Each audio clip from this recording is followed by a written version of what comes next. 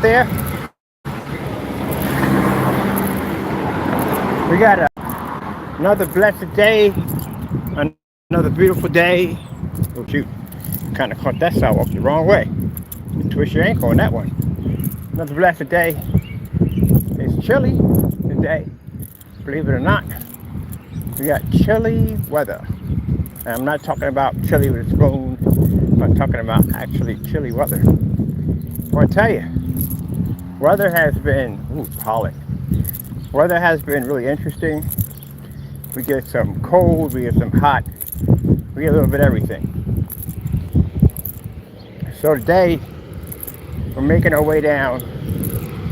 We're gonna pick up some glue so we can start the work on the vortex.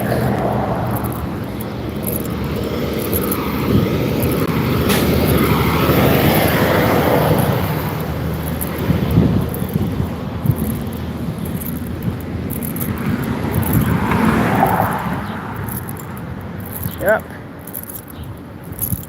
Our inward projection screen. That's what we're building.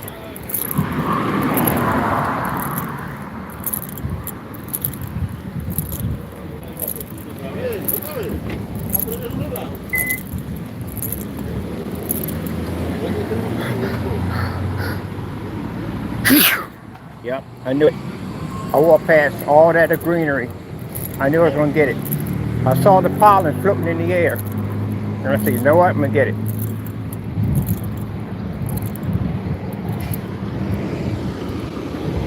So hopefully the allergies don't carry on too badly today.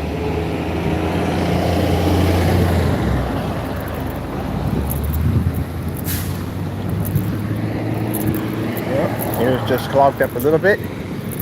Yeah, something told me to cross over because all that pollen, I saw it moving in the air. I'm thinking, now I'm good. I should be okay. But apparently, I wasn't. All right, so we're going to cross over here, walk all the way up to there. And there'll be the lights. I have to go a little farther down because I don't feel like having a car turn the corner on a sharp turn and it's smacking me. Hit me to death. Red Bull gets you wings. Look at that going past. I might just take it all the way down. Good. That's the people walking in front of me. I didn't want to report them in the process.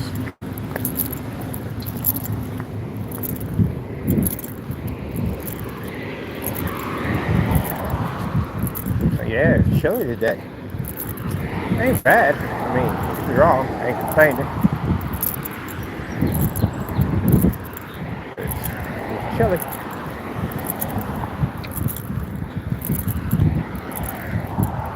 All right, so we'll cross over. No, we still got to go this way. Because if we go this way, we got to take one of the godforsaken hills. I ain't taking a hill. I've already got to take a hill already.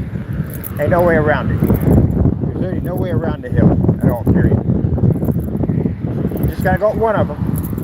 Just pick the one of the lesser of the two evils, that's all. That's what it comes down to. Hill bingo.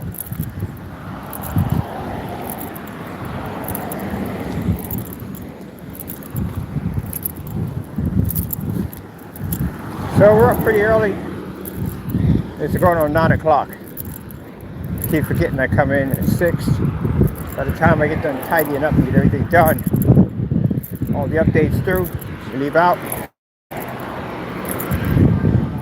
guess it's more time to roam because I like to get back, get some more work done.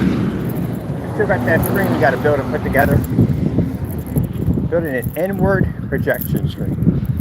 Like Ginger. All right, now I'm gonna bring the camera up. Show you rack, because there's somebody walking in front of us. Early in the morning, kids are at school, about to go to school. Make sure I got everything on me. So, daily walk and talk. Got a little bit of everything in it. A little bit of everything. And this is a great way to get up in the morning, get a nice workout in. Good for your lungs, good for your body. helps you lose weight, all that good stuff. Here it's got clogged. Well, at least the runny nose didn't start. That's the good part. I can hear it better now. Whew. Like I'm stuck in the water somewhere. Anyway, it's a good way to get exercise every morning. So, when I didn't do this, this is what I was doing when I was in the shop. I would just walk downtown and walk back every day. And this is a great way for me to build my lungs up, and on top of that, lose weight. Keep my heart happy and healthy. You don't have to walk as long as I do. But like I said, I tell people, just try it. Take a little walk around the block. After lunch, walk out with a coworker. Oh, we ain't getting too close to that swamp. I got a white t-shirt on too. I can see that one coming. You know what's interesting? Is that here's just still a little clogged up. All for one sneeze, that's it. We did that already. Remember, we did the whole loop around on this side already. It's interesting how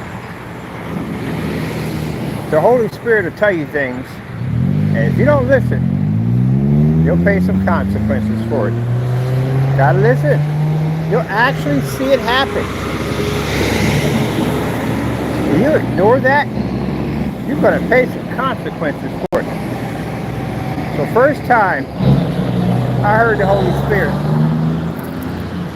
is when I was working on my cabinets at the last house I was at in Haventer, PA, Haventown, PA. And I had my cell phone right on the edge. And I saw the power tool come out of my hand. It never happened. That's what I saw.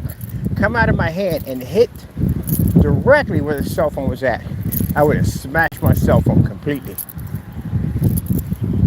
And when that spirit tells you to do something, you do it. Don't give it any second chance. Just do it.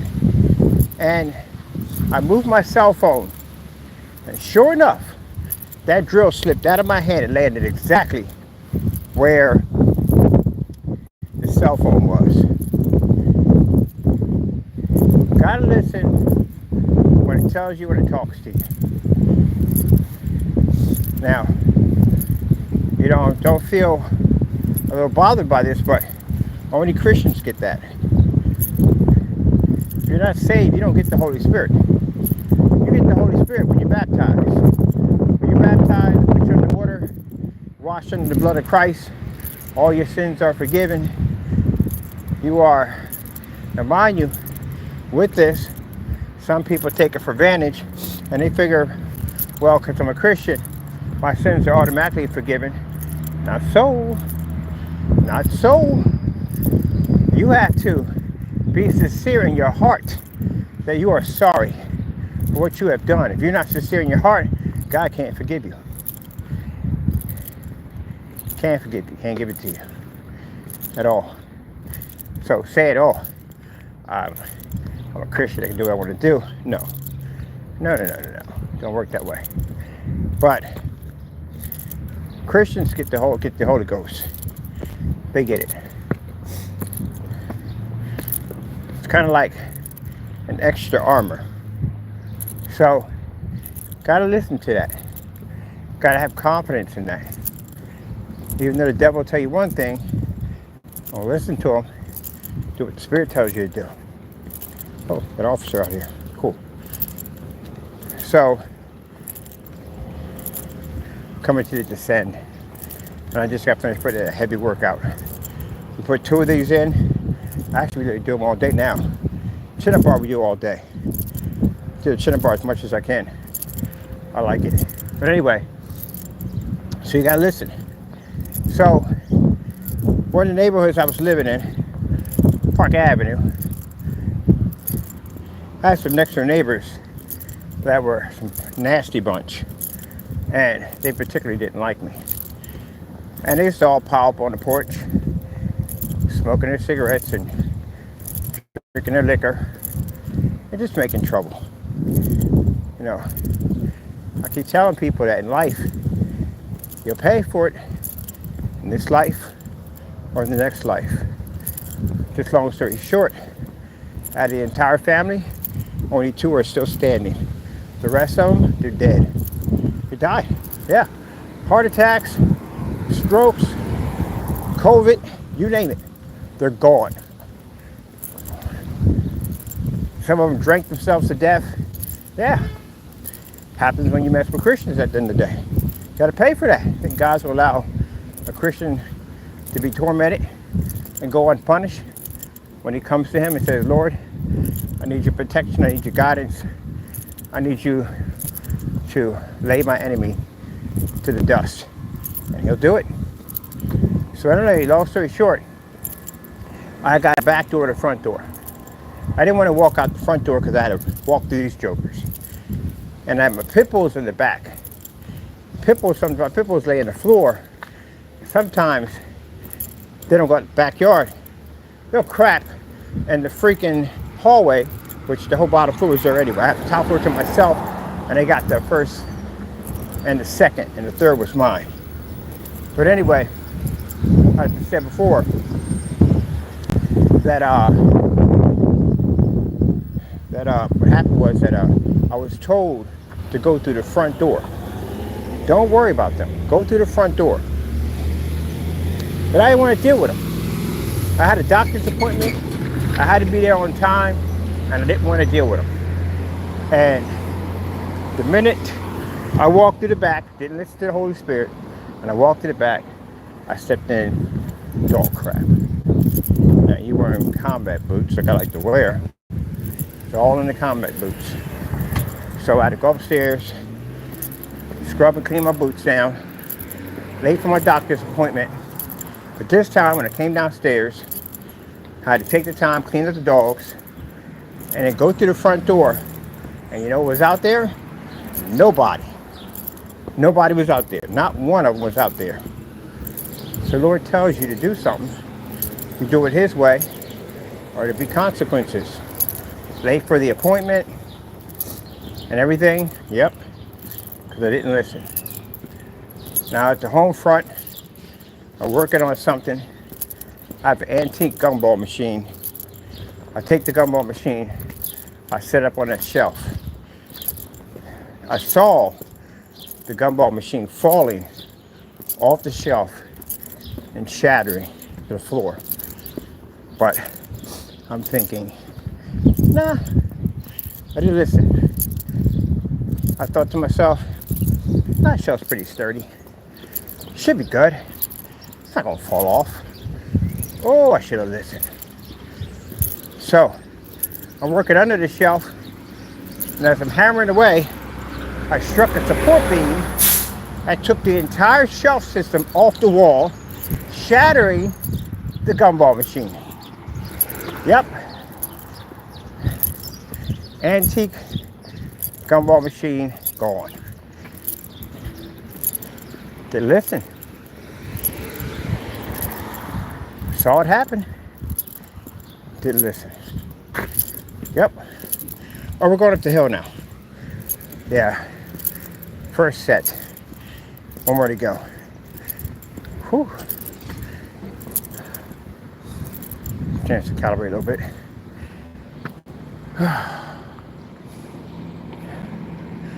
Man, I tell you. Yeah. Watch that thing shatter. Now, am I upset about the gumball machine? No. Can't take it with me. Had it for a long time. Technically, I can't take it with me. So, it's meant to be. Should have listened. All right, other hill. When I talk about the Lord, Demons don't like it. You have to leave, I know that. That's why it's interesting how people, when we talk about God, they run. Whoopsie, just killed myself right there. They run. But these are the same people that they're trapped in a room with a demon. They pray to God. Isn't that interesting? You don't want to hear about God, but now you want to hear about God when you're faced with something that you can't control. See? And then you wonder why you doesn't listen sometimes. Because who would? You only hear me when you want something. How many of us get angry about that? Having somebody never call you, never come down to see how you're doing, only when they want something. Feel used, don't you? Well, same thing you do to God every day. You're embarrassed to pray over your food in public. You're embarrassed to talk about them in front of others. But when you need them, you call on them. Make a whole bunch of promises. Maybe you keep. Oops, get the light. Maybe you'll keep. Maybe you won't keep.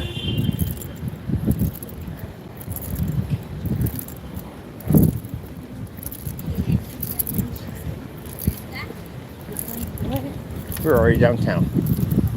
Don't take long. Wow, that's beautiful. Absolutely beautiful. I love him. I like when he came down, he puffed his chest up. That's how you know. That's how you know. Tail with the wagging either. He was alert and on point. That's why I moved a little farther out. Because that dog would jack you up. You can tell by looking at that one. Ain't petting that one. So now we're hitting the park. See? Easy. It's easy. Well, it's easy for me because I've been doing it for a while. You know, that's why it's easy. But you do a little walk around the block. Next you know, you'll be doing 2 blocks. You're doing 3 blocks, 4 blocks, 5 blocks, 10 blocks. You ever seen that one guy who bikes to work? Yeah, that trigger's gonna live for a long time. People tease him and laugh at him because he bikes to work, but he's gonna be around for a long time. He's not gonna be the one sitting there in his driveway, God forbid in your home, clutching your chest, because your heart decided to say, you know what, I'm tired of these games. You don't treat me right for Jack. I'm on Livia. Yep. I know this guy over here. I know pretty much everybody down here. So I walk through here all the time. That's this dog right there, quite friendly.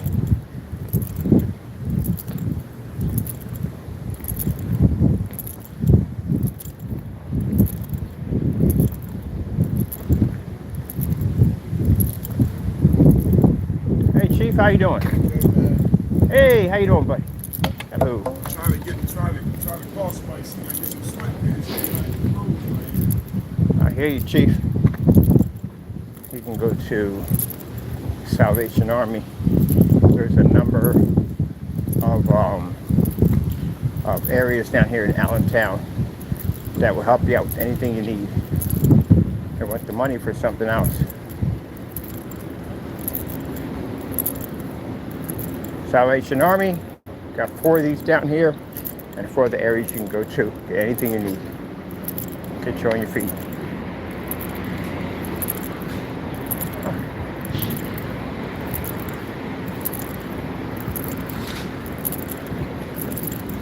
So there we go, just into the walk. Right there.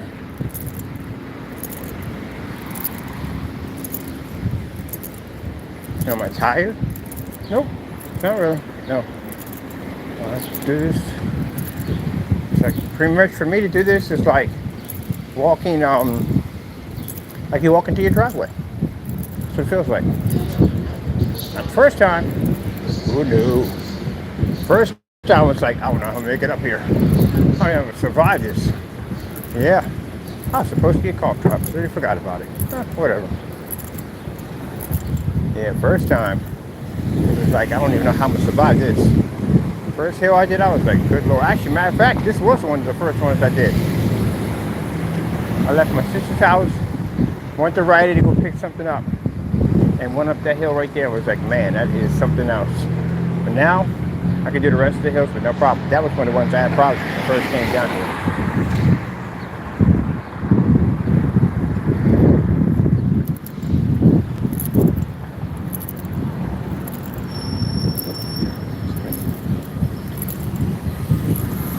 Like I said, just did some, well, literally, I was trying to slow down a little bit. That person was right next to me. That's one thing I do not like. When somebody's walking the same speed you're walking, and like you try to slow down, but they slow down, like, come on, people. Let's keep it normal. I do not feel like having that day today.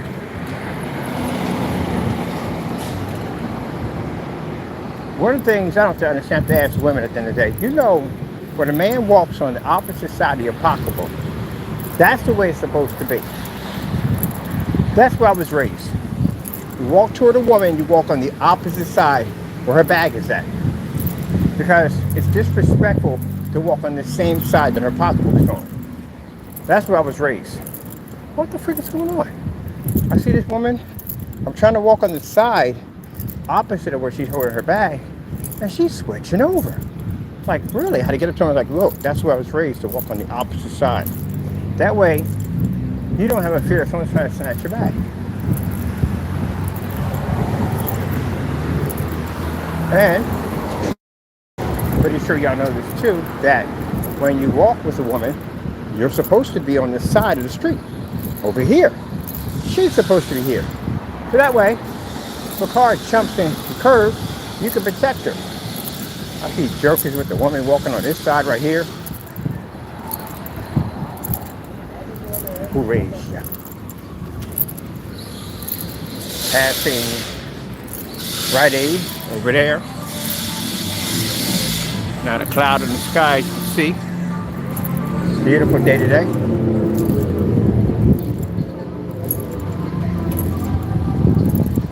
And for a minute I thought that when I did that hill, I thought maybe I was having breathing complications, but it wasn't. It was how to get used to that particular lift I was doing.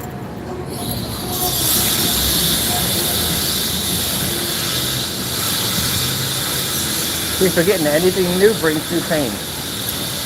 Good pain or bad, but it actually, where are we going? Huh. Let's see. Oh yeah, supposed to get glue. That's where we're going to get glue. Down here already. Having a ball. Yeah, anything you do new, you know, it's funny, you can work out, you try some new piece of equipment, and you're like, what the freak? And you got pains in your arms because you're working out muscles you never worked out before.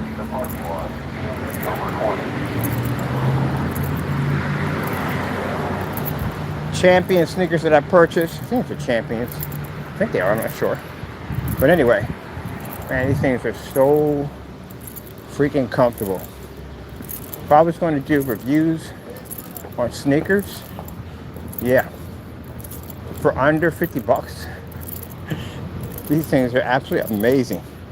I freaking love them.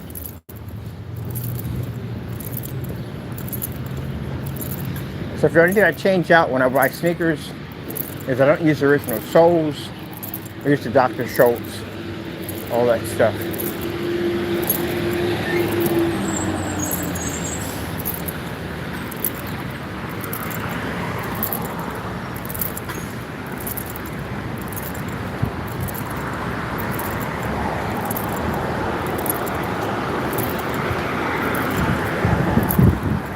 Gotta find this boardwalk. It's a boardwalk down here. Right now we're taking care of business. Ooh, tattoos.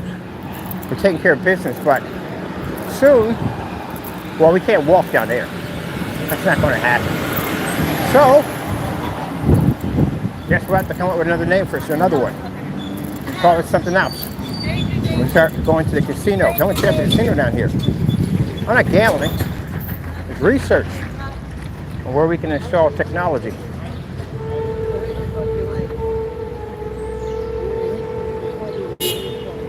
Beep. Yeah, the lights jacked up. So which way to go? Are we not working? Are we not working? What are we doing?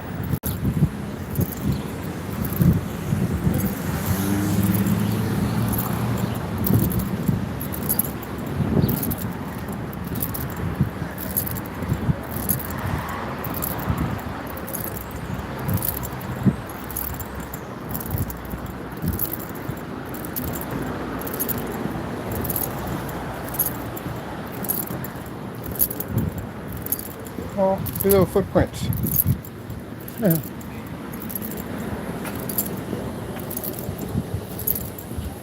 Alright, I'll buzz her door when I'm ready.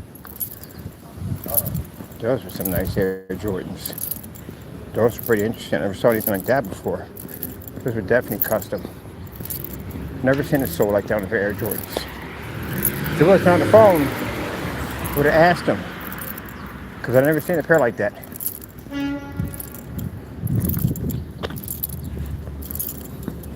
Oh, we got a detour.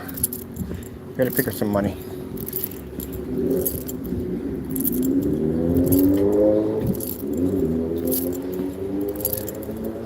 Another hill. You're gonna bump in the hills. There's no way around it. You're gonna bump in the hills all day long.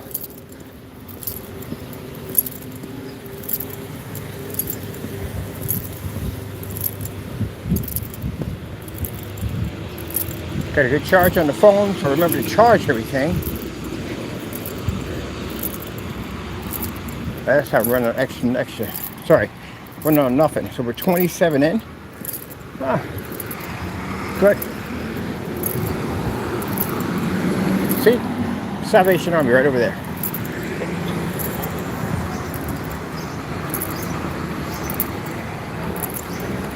And that's good because you can always get help. Always. When your body needs it.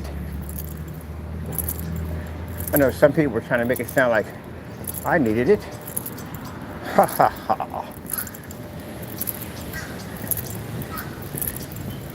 You didn't know how deep Mr. Bird's skill level was, did you? Should have picked up on that one. Most people do. Yeah. I'll bring it up. Reverse their stuff. Going to reverse your products. I told you I was good. I sell it for more money too. And I got buyers already for it. Yep. I look at it this way. It's business. That's what it is. It's just business. If you can't do it better, I will. That's what it comes down to. You want to show that you can do it better? Then you're going to have to back it up. That's all. That means you're going to have to work hard to get it. That's what you're going to have to do. You want to take it from me? You come and get it. You work hard for it. Insults, crying, and whining won't help you. You're literally going to have to make something better.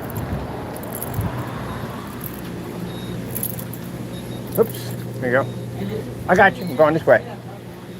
Bring in some soup. I want the carts down. Yep. You want it back? Come get it. Design something better. That's all you have to do. This should motivate you to do better. Oops, I almost had you at my machine. We put you right there. There you go.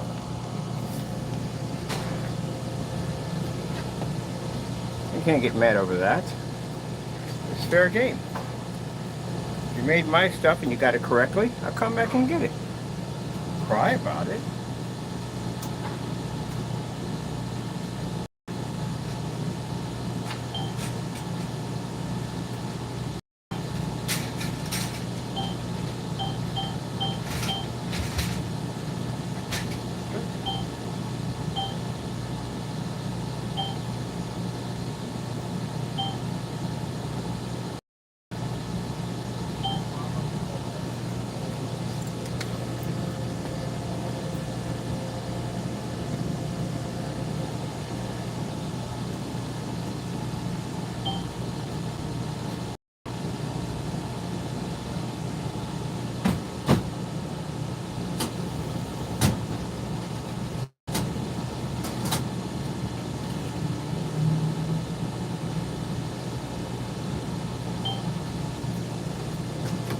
That's how you do it, gentlemen. You don't cry about it. You go work hard and you take it back. That's what you do. All right, Chief, thank you. So when you send me insults, it tells me it's mine. That's what you're telling me, that you can't come get it. Fake copyrights? Really? Are you kidding me? You think I wouldn't check? Of course I would check. I sat there and said on camera, I'm gonna go through your stuff, see if it's protected. I already said that. I even went through trademarks, patents, I went through everything. There's nothing there. Free game. Now you can sit there and say for the longest time my stuff has been locked in, but again, even if it wasn't, you can't make it. Nope. But I'm not going to tell you if it is or it isn't. When we see you in court, you'll find out. That's the worst time to find out, right? When you're in court. Rather than that, say I never put a patent on anything. I've been around for a long time. No one's ever duplicated any of my stuff. They can't do it. I've had people try. I had a guy one time overseas buy $2,100 worth of my stuff. Couldn't figure out how to get the screen to generate the white levels. Couldn't duplicate it. Contacted me back. Asked me how it was done. How bold can we be? I explained to him that the technology he has was given to me by God. And it's useless in your hands. Yeah. He tried to file a complaint against me because he couldn't figure out how to make it. And he lost it. You're not going to win. So what are you going to say? Your stuff is designed by God. God gave you that technology? No. Now, the things that you do at the end of the day, things you do above the devil. You don't do anything God's work. Nope. You came across a Christian, decided to try to take my blessing from me, tried to destroy my business. Took 5 of y'all against 1. I took down an entire company to take me down. 5 of y'all against me, and you're still failing. And I was able to come in and make your stuff and sell it for higher. Rename it, redesign it. And then you put fake copyrights up. I do copyrights. The 2 copyrights, I did those myself. I didn't hire an attorney. I did it myself because I did them already before and I had to do copyrights. Yeah, that used to be me. Anybody who has a copyright is going to have their registration number there for everybody to see. Because people do that. They take the copyright symbol and stick it up there to make it seem like it's copyrighted, but it's not. So all they got to do is go over to public records for copyrights and pull you up. That's it. That's all they have to do.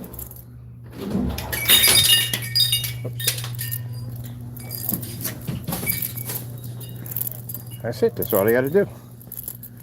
They can find all your information from there. So technically, you can't get a copyright. Number 1, PSP is a trademark. Not going to happen. Parte is actually owned by somebody in England. That's not going to happen. And I'm pretty sure they applied for a global. So that means in the United States also.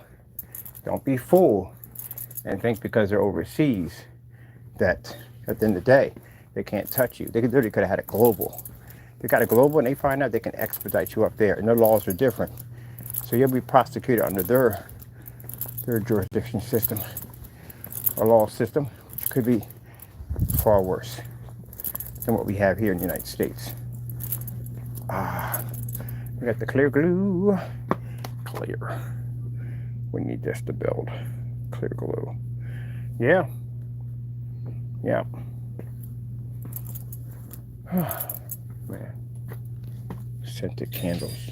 We don't do scented candles. It's like playing bingo at the end of the day for me. I don't like that aerosol spray. Yeah, it's a chemical going up your nose all day long. You spray aerosol cans. Yep. That's what a lot of people realize. You're spraying these chemicals in your home and you're breathing that stuff in. What do you think that it causes down through time? Not right away. I'm talking about down through time. What's that going to cause you? What kind of problems is that going to bring up? Do some research. I'm going to go all natural. That's what you want to do. That's what you want to do. All natural. Be quiet when I'm lying. Not you, me.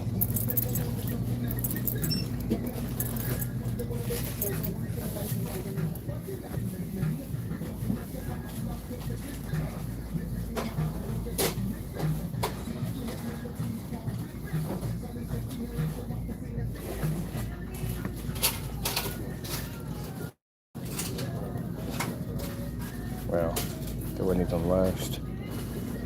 It's probably for a kid. It's for a kid. Kid forever that you finish that. I remember as a kid I couldn't even finish a can of soda.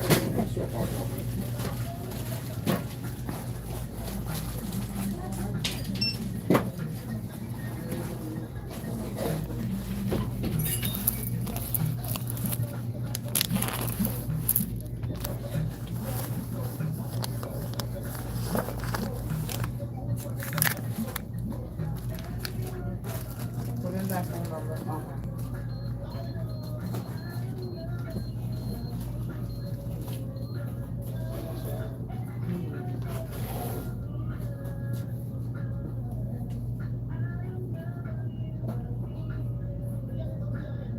Didn't take it out. What was it? That was a $5 coupon. Oh, but is that the Saturdays? I think that's only for No, Saturdays. this one expired on June 1st. I know which one you're talking about.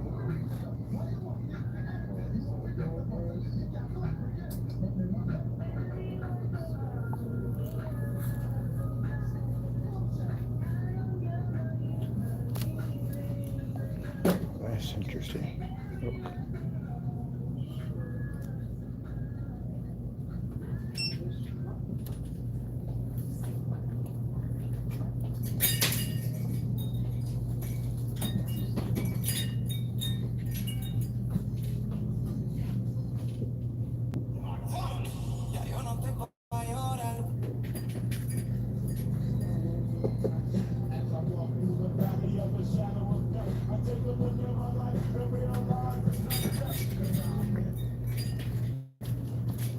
Hello.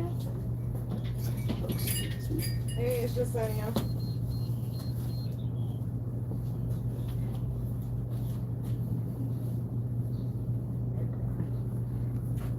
Alright, so you're gonna be in our 4? Alright, that's fine. That's fine. Alright, bye-bye. Hello. How you doing? I'm doing pretty good. Everybody got impressive tattoos. I was checking his Oh, tattoos. yeah? Your tattoos. What?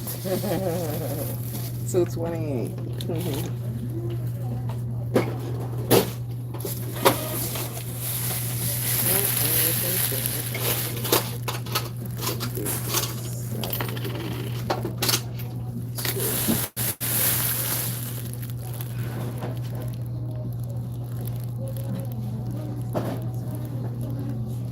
All my tattoos were done in New York. Really? Mm-hmm. Painful. Everybody asks that question. I get hurt. Certain parts. Like this part over here going over there, yeah. Okay. Yeah, but they right here don't hurt. I had a friend of mine. He studies martial arts, and he had the bottom of his feet done. That hurts. Yeah, that hurt. He had power put That in hurts. Japanese. The chest hurts, the neck, anything in the neck, Ooh. or the head. I can imagine the head. Yeah. Yeah. Wow, that's All crazy. those hurt. Yes. All right, you have a good one. Look at this parking enforcement. What's happening, my baby?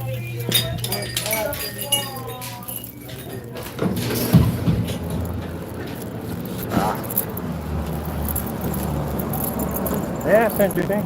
I mean, I don't have them, but I'm always interested on other people. Like, did it hurt? Was it painful? What's the most painful area? Stuff like that. Like,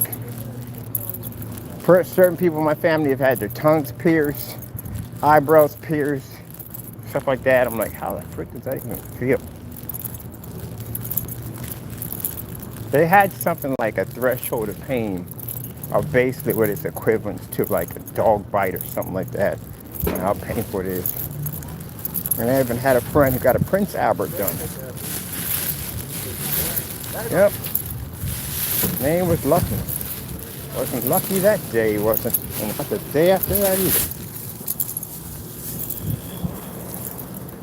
You know, rollerblading was big, and everybody did it.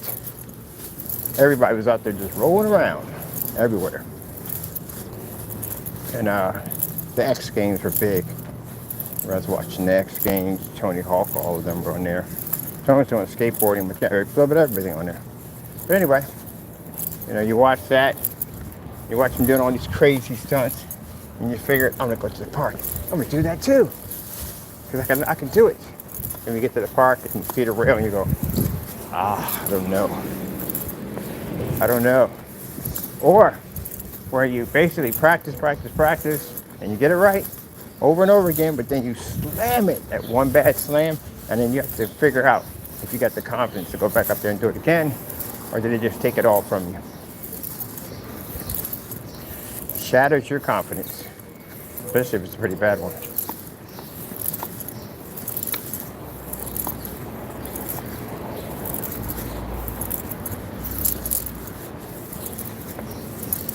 So now we are going to be, where are we going next? Oh, yogurt. You gotta go pick up yogurt. We got a distance one to do. All right, we'll do that one next. Hey Chief, how you doing? We got a distance one to do. We got our glue. Going over to the park. Sit down and relax. I feel like Doritos and yogurt. Of course, I had to figure out what happened yesterday. Like, where did that come from? It wasn't on the back of my t-shirt. It wasn't on my sneakers. It wasn't on anything. I think it was the yogurt. So we have to hit 7th Street.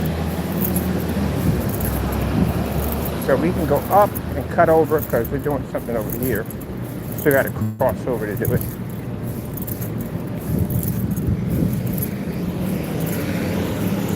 Every time we have cameras down, people. Some people walking by, we got to be respectful. There's a PPL building over there.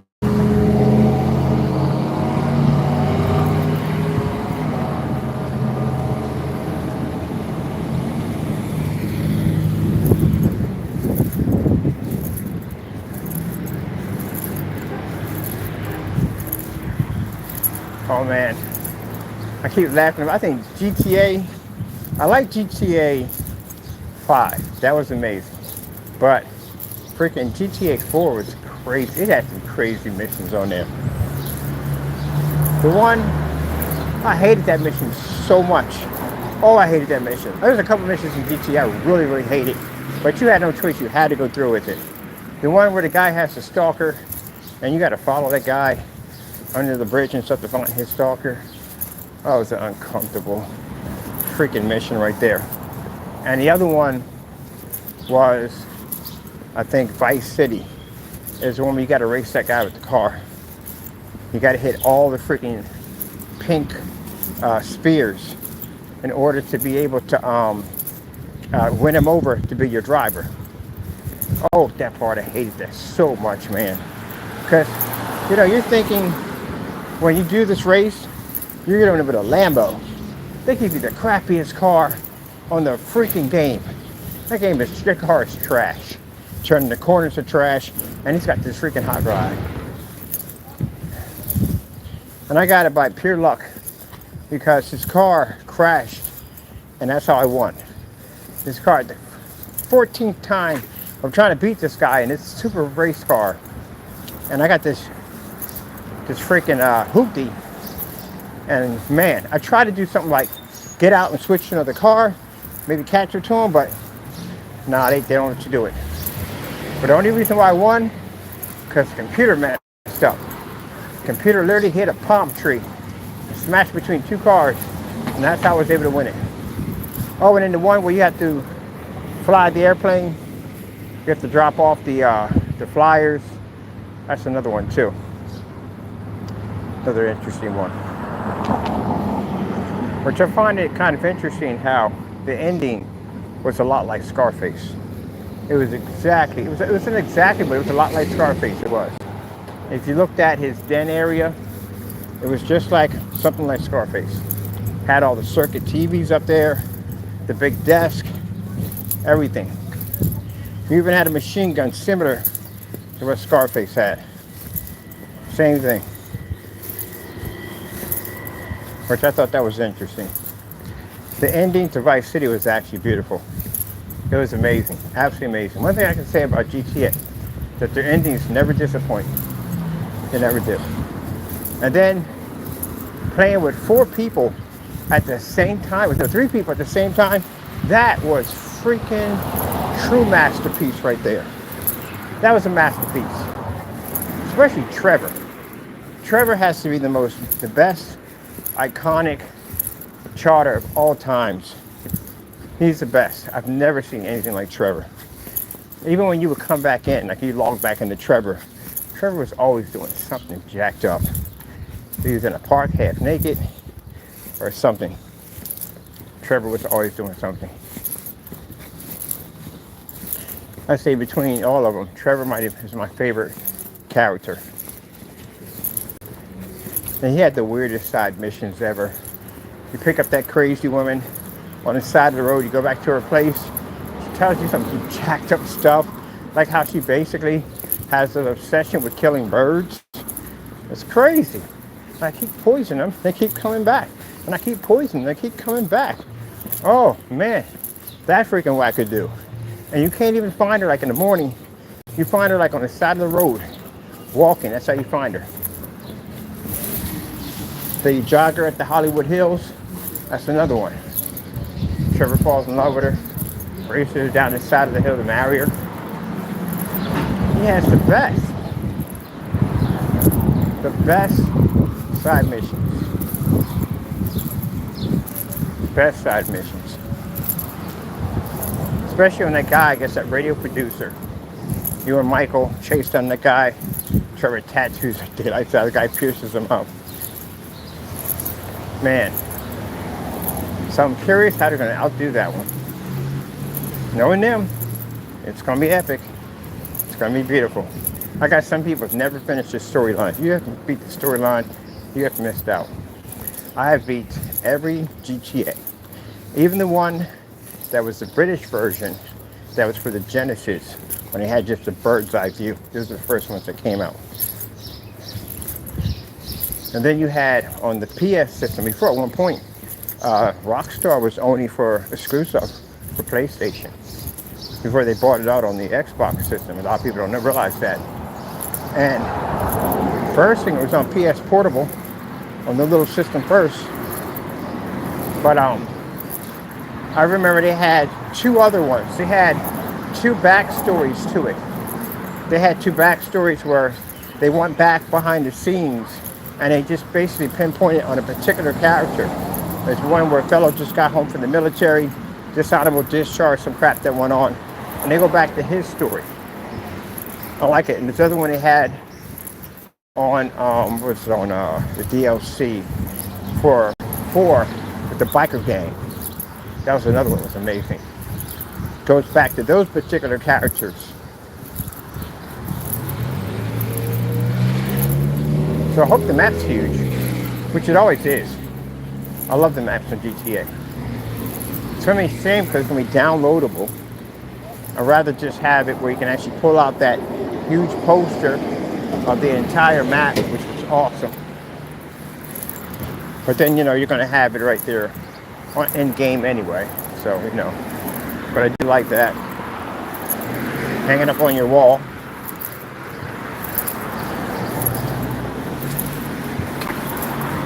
I remember the first time when I did GTA 4, they had 2 nightclubs. So you have to go and you have to basically watch the nightclub, watch the cameras, make sure no crazy activities going on. And there's 2 of these.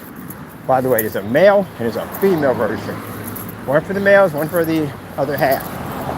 And I'm riding down and I see the one, and I open up the door, it's all dudes, and I'm like, nope. Sorry people, but you know, I don't walk on that side of the tracks. But anyway, I went over to the other one. And some people get offended over that. Don't force your opinion on me. I don't force mine on you. That's how it works. But anyway, so I avoided that one. Went to the other one. But yeah, freaking love that ride. The sub. I rarely ever took public transportation. Because then, you know, cross the bridge. And that's where the good cars are at. That's the first thing you do when you get on GTA, military base. Yeah, because you want to find a tank. Everybody likes the tanks. Airport, because you want to fly around. And where all the hot cars at. So, right across the bridge, they had this dealership with a Lamborghini sitting in the showroom window. I would go in and just drive it right out the window.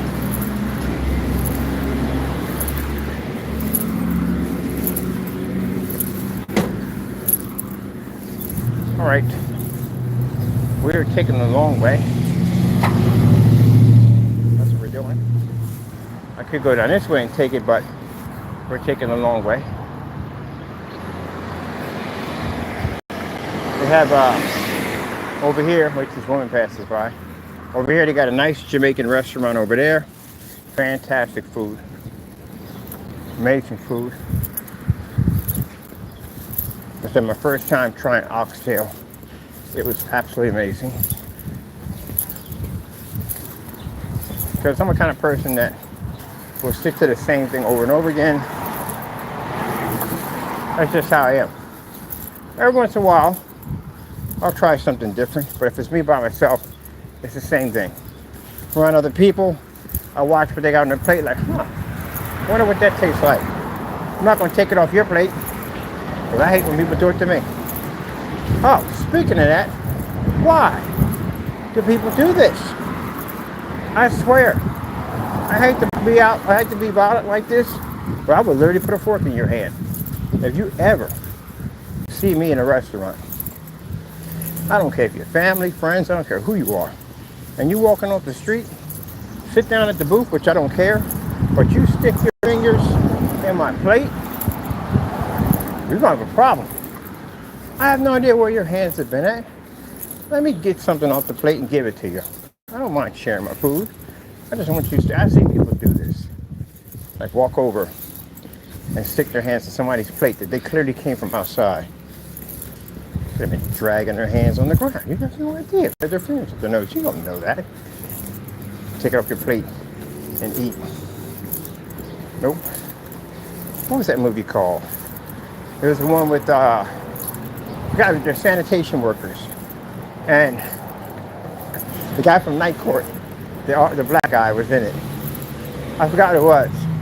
And the guy went to go take something off his plate, and that guy grabbed his hand and told him about the 3 things you don't do in life. The one of them was taking something off another man's plate. Yep. Because you will not get your hand back the same way. The same way. Oh, we're about to go down.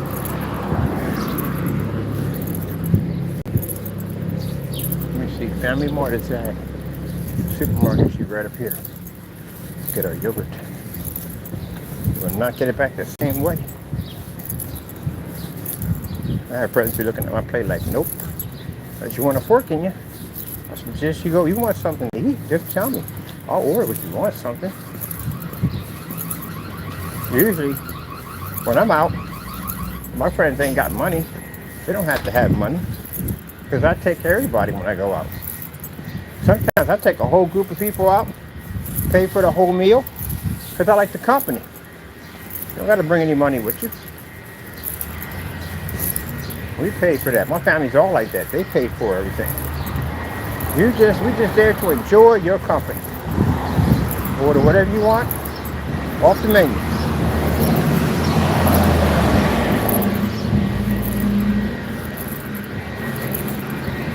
All right, we're going around machinery. Yeah.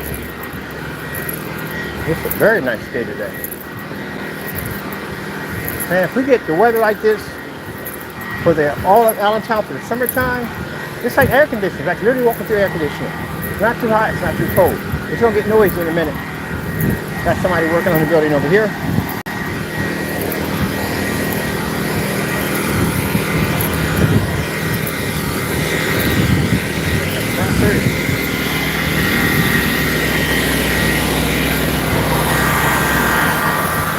Hydraulic cherry picker.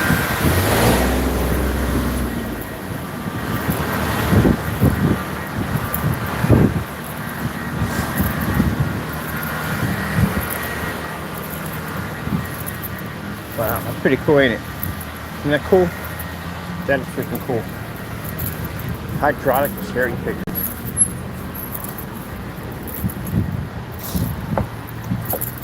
What do I feel? That being attached to a soft fire hose would be a great game to play.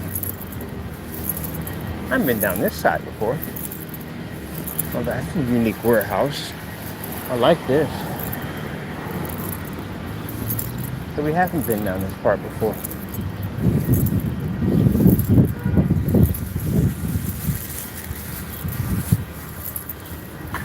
No, oh, that was the yogurt that spilled on me. Yeah, it's the same color. Yeah, what did it over there? Well, thank God it hit there. It didn't hit the shirt. Just got the t-shirt.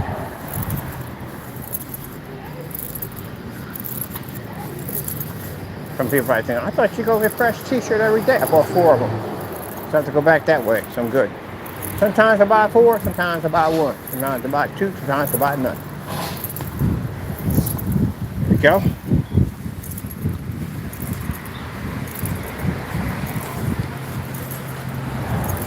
Get a nice walk-in exercise. Now at the bottom of the description, I put down the benefits of walking. Everything you get out of it. You gotta remember, people, your body's an investment. What you put into it is what you're gonna be to get out of it when you're older. The crazy thing about it, as you get older, I'm 55. As you get older, all the crazy stuff is gonna pop out. Did we overstep? I think we did. Oh crap. We went way out of the way. Yep. This one will be down here.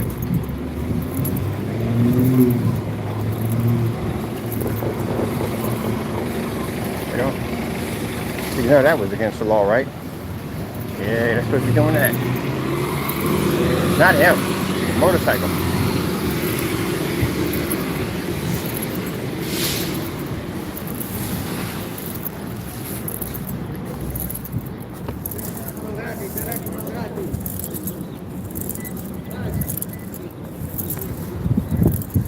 So we're coming in to get lunch and break.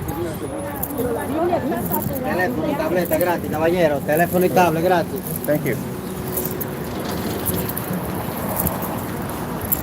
Free cell phone.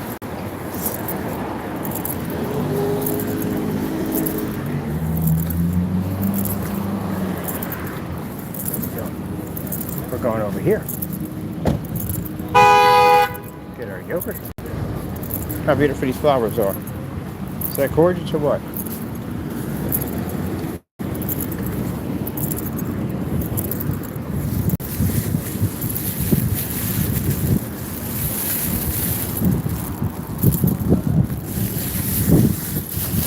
Every day I'm careful.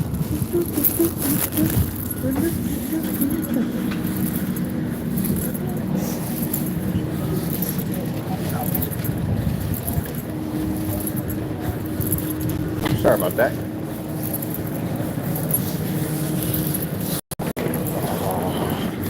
Use the force. I did. I used the force. Watch this. Got some Star Wars powers. I just want to tell you all about it.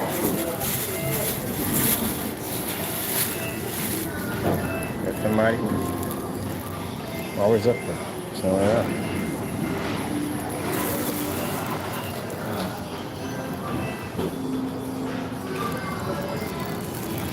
So Feels like one of these bars, I'm waiting for get some sarsaparilla. Bartender comes and says, "What's your poison?" Whiskey. Been on the horse for 17 days. Tired. I need a shower, a shave, and a hotel room. Am I good with this? Thank you. Just let me take it because they know me.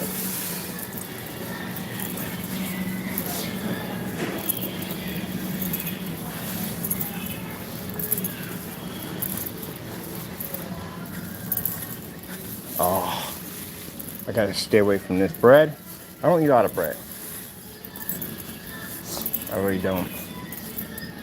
Don't get me wrong. When it comes down to once a month and I can have what I want. Oh, I forgot. I know where I'm going this month. I'm going to the place where I get this cheesesteak from. Oh my goodness. When I mean that, I mean, oh my goodness. This is the first cheesesteak I got when I came down here. It was freaking amazing. And they always, every place I go, I get a cheesesteak, they always jack it up somehow. Like the hoagie incident. But how do you not? You gotta make a basic hoagie. That's Subway. Some of you love Subway? I can't stand them. They always jack up my food.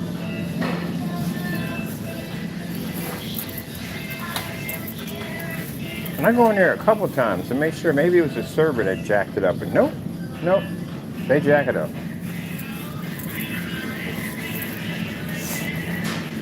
I'd rather. Ooh, look at this selection we have here. I'm gonna get some of these. These are fantastic. Jello is fantastic. If you're trying to drop weight, also too, because it fills you up, that's why. And it cuts down on the snacking. That's the big problem, snacking. And no, it's not easy at the end of the day. I'm not trying to make it sound like it's super easy. Some of y'all got kids, it's almost near impossible. But you got junk food staring you in the face 24/7. Because when I go to my friend's house, they got junk food galore over there. I'm like, how the freak? Ooh, my goodness, is that rice pudding? Oh, yes, I love rice pudding. Oh. Yeah, definitely going to have to come in and do some shopping. I love rice pudding. Can't do that tapioca. Nope, doing too much.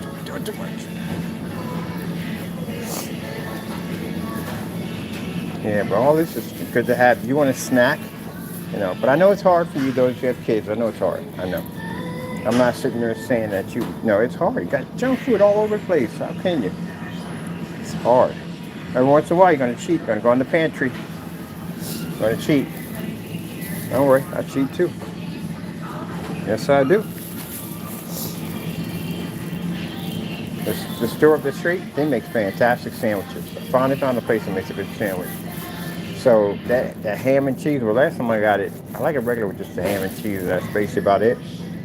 But I tried something different, which I should have just kept it just basically ham and cheese to keep it plain. Because they put ham, cheese, I put lettuce, tomatoes, onions, and mayo. It was good, but after a while it just wore down on me. This right here, yeah, we're gonna get a couple of stacks of these right here. This is fantastic for dropping weight. Another thing too, watermelon. Yep, watermelon is fantastic for losing weight. You eat that all day long. Oatmeal. Oh, I hate oatmeal. Cream of wheat? Oh yeah, cream of wheat. Yes. Man, I miss having this stuff, man. Oh, I can't stand it. My mom used to always buy, sometimes she'd buy the instant. We didn't have banana when I was a kid coming up. Nope, that's new. We never had that. I remember when the instants came out because we had the cream of wheat, the Quaker Oats that came in a tin container, not cardboard. Cardboard came later on. Been around a while, people. I'm old man. Old man. The good syrup. When you buy, can't stand people. I'm not saying I can't stand. It's a bad. Can't stand is a bad word. I dislike when you use cheap syrup. Cheap syrup. Good buttermilk pancakes, and you're nice and thick, but you pick the most cheapest syrup you can possibly get. It's like pouring food-colored water over top of your pancakes. You gotta get the good stuff. Oh yeah. We get that Mrs. Butterworth. What she had up for here, Mrs. Butterworth? Oh, and I like molasses. Oh, molasses. That's another thing too.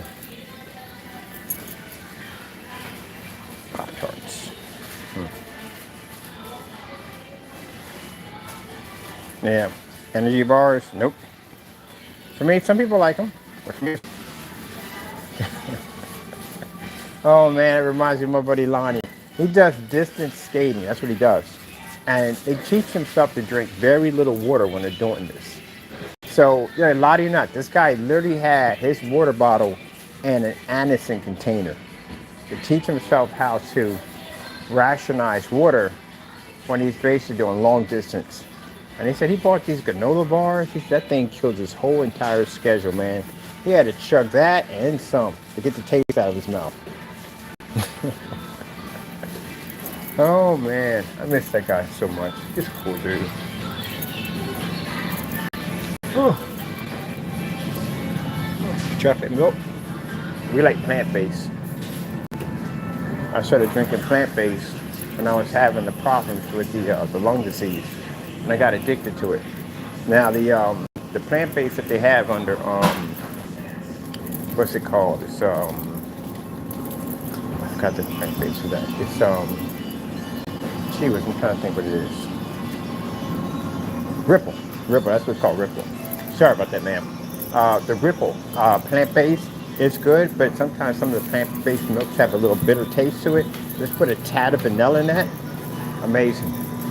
Chill it. Tastes just like milk.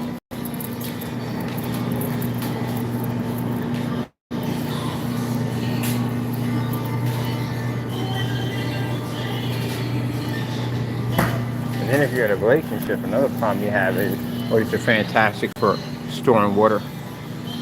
If you're in a relationship, another problem you have is your partner has bad habits. Yeah, then you end up having the bad habits because they got bad habits. Then they try to make you feel guilty because they're trying to change their life and they don't want to. That's another struggle people go through. Dealing with somebody that you can't be on the same speed that you want to be on. Not want to be cookies. Look at that. Notice I'm not buying any of this stuff. Nope, just looking at it, that's all. The discipline. When I was on that stuff, man, I would have bought everything over here. All we need. And the canned food, no, we stay away from this. Don't give your kids canned foods at all, period.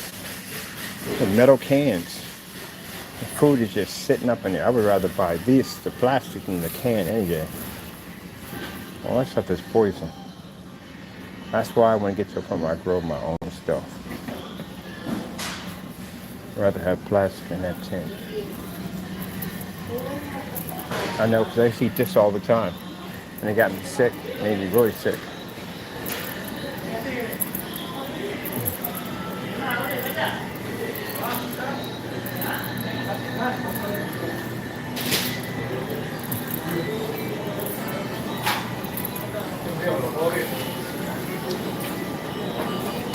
¿Estás cobrando, joven?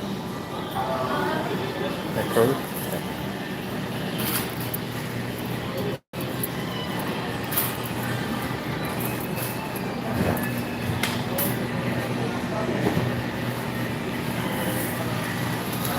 Sorry about that. Keep forgetting the camera does that. Oh, seafood. All that would kill me. All that. Everything in there would literally kill me. Everything. I'm allergic to everything in that case. I'm not talking about eat it and basically, no, I'm talking about throat closed up, can't breathe, whole 9 yards. Yep.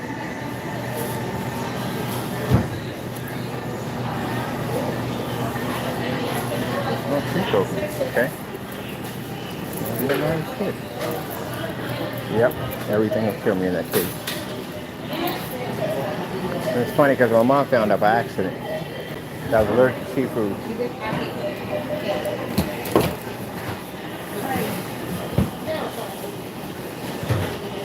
That's the horror story when you have kids It's the fact that you got to find out what they're allergic to because you don't know. Got to find out the hard way. That's got to be really scary at the end of the day. I couldn't imagine that.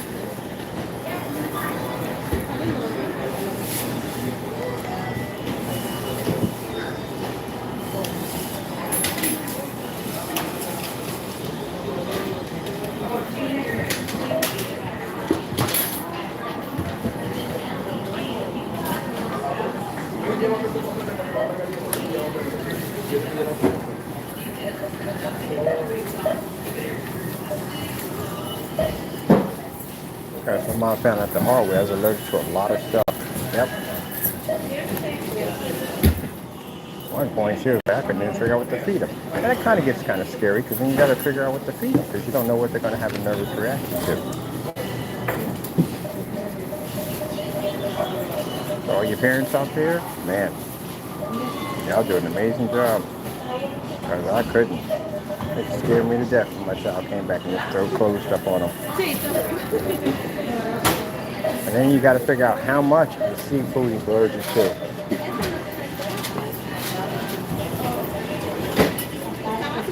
So they had some shrimp, and my mother gave me some, and I came back and I couldn't breathe. Terrified the daylights out of me. And they found out I was allergic to anything with a shell. So no lobster, no crab, none of that stuff.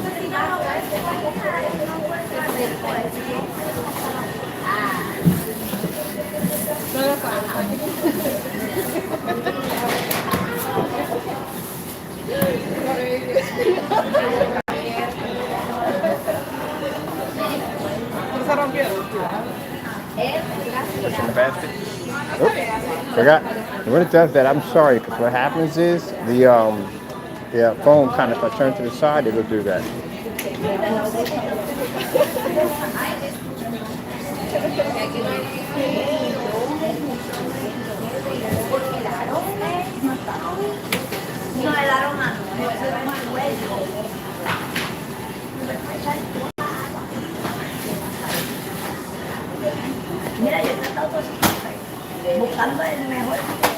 We're definitely going to the casino soon. I'm going to check it out. I haven't seen the casino yet in Allentown. I definitely want to check it out.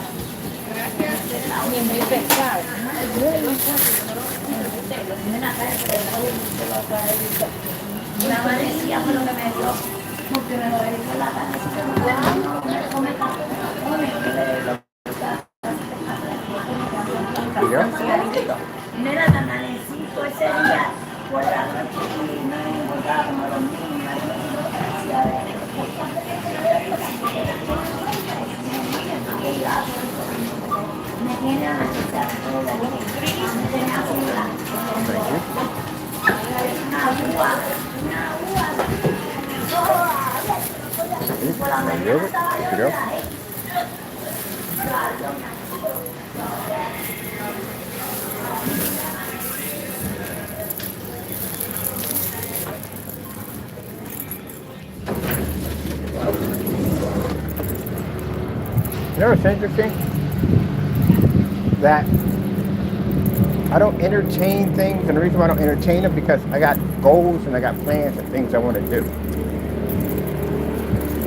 And what happens is, she's a nice girl, she's pretty and all, but you have to understand, I got plans, there's things I want to do. I'm 55 years old now. I've already been there, done that, and there's things I want to do. Now, say if they don't want to do that. Say you got to get the other person to agree with you. You know, you can't just force them to go to Switzerland or go to Japan and go to the places with you. They might not want to go. So what happens to your plans then? Well, they get thrown off, and you end up changing them because you fell in love with somebody, and now all your plans are changed. And I got goals. I got things I want to do at the end of the day. So I'm not willing to make that sacrifice. At the age I'm at right now, I want to do what I want to do. And I definitely want to basically don't want to be attached to anything. Period. At all. I'm just going to bang on the light. Boom.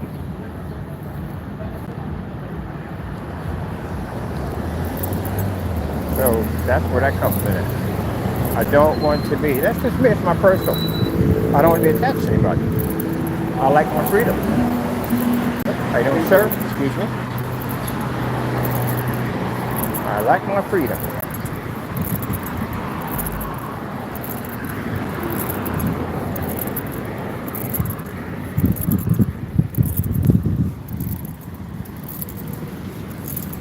Now, friendship, yeah, that'll work. There's nothing, I'm good with that 100%. But, nah, then your feelings get all caught up in it. Things get complicated.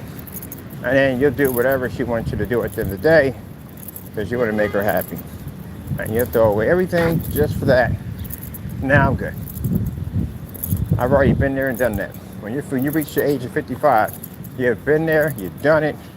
All you want to do now is just you. It's all about you. That's what it comes down to. Yep. Well, if you're 55, you don't have any kids and you're not married. Yeah, it's definitely all you.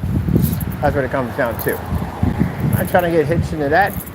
I'll be down at the mall with my sister. She's like, what about her? I was like, I'm not trying to get hitched into that. So what? Hey, walk around with somebody 24 hours around my arm. Get my emotions all tied up in that nonsense. Nah, I'm good. And then once you get your emotions tied up in there, you want to do whatever you got to do at the end of the day to make that person happy. Because that's what happens. Which means you will basically change all your plans with that particular person. Even when you had everything already set in stone on how you were going to do it. Nah, I'm good. Freedom. Now, we need Doritos. That's what I'm craving. Some Doritos.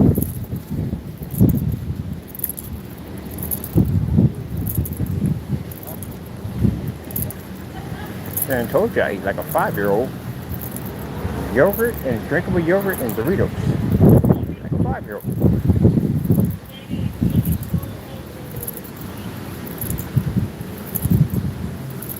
That's what's on right from the door. Friendship. That's what it's gonna be. Besides, I got so much stuff that I'm working on. So much stuff that I'm doing. Gotta keep my mind clear on what I want to do. Oh yeah. That's their workaholic. And they're never home. And that works for me. So you're emotionally tied to it. How do y'all people do this? I don't know how y'all do it. Emotionally linked. Locked in. Tethered. Now again, I'm not saying it's a bad thing. Don't get me wrong. But still. That's freaking crazy. I mean, once you basically get clear of it all, get past the fog, and you can see out into the distance, like people when they get married and they get divorced and they realize that, gee whiz, what the freak was I thinking at the end of the day? You can sit there and say at the end of the day that you're happy, your marriage is happy, but not every day you are. Not every day. Not every day. That's virtually impossible. There's nobody on this planet that's living a happy marriage every single day. Some people are locked into them babies and they're bitter as bitter can be. But you're stuck. And the interesting thing about it is that every minute that goes by, that's a part of your life you're not getting back. It should be a marriage counselor. I really should. I'm just telling you how I feel. I mean, if it works for you, go ahead. When I was in a 5-year relationship, even when it was in its peak of its good times, I still had a part of me that longed to be by myself. You really don't realize that you're already emotionally tied in until you get into an argument with that person and y'all basically start speaking to each other. And then you're locked in. And then the longer you're together, the worse the pain will be when you separate. The worse the torture is going to be. Yep.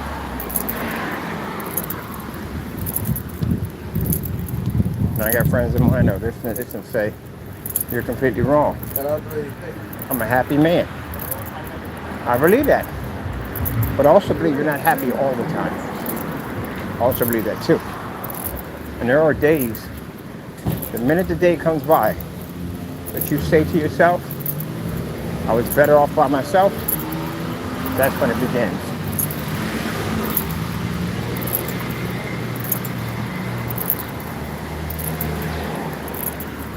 I like the new couples.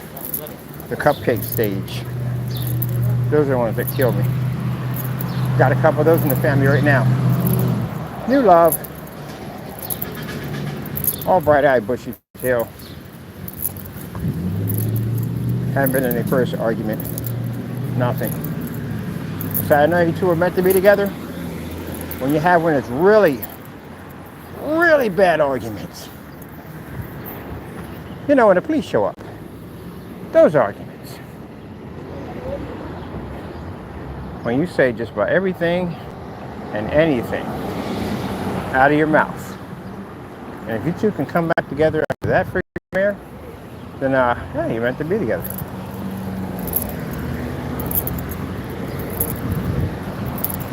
I know you're not gonna like this term, but I'm gonna use it anyway. I had fantastic relationships, I did. But when your heart's tethered like that, you realize how much control one person has over another. It's the equivalence of being buried together. You on top of her, or her on top of you. Both of you are trapped in that tomb together forever. I know it sounds grim, but come on, let's be honest here. You mean to tell me that there's relationships out there where people are happy 24/7? Goody gumdrops, all that stuff like that. And some people may say, Ken, well, I had this on Facebook all the time. Just because yours was this way and the other doesn't mean mine is. So you're telling me that you'll never get in an argument? You'll never have disagreements? You'll never go to bed angry? None of that at all? If that's the case, I wouldn't even spend any time around you. Because that means that if you can't really been holding it in, and you haven't really had that moment, you two are a bunch of psychopaths. You're just waiting to snap. When you do, it's going to be bad. Extremely bad. Oh, look at little tiny dog. Oh.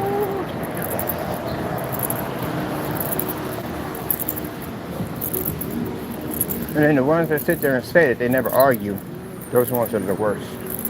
They have the worst arguments, the worst fights ever. Oh, look at him, he's so tiny. There are a lot of tiny doggies down here. Tiny doggy.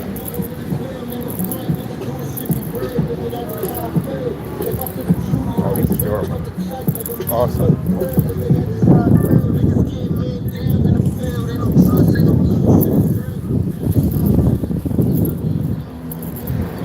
First, bumped him like 3 or 4 times.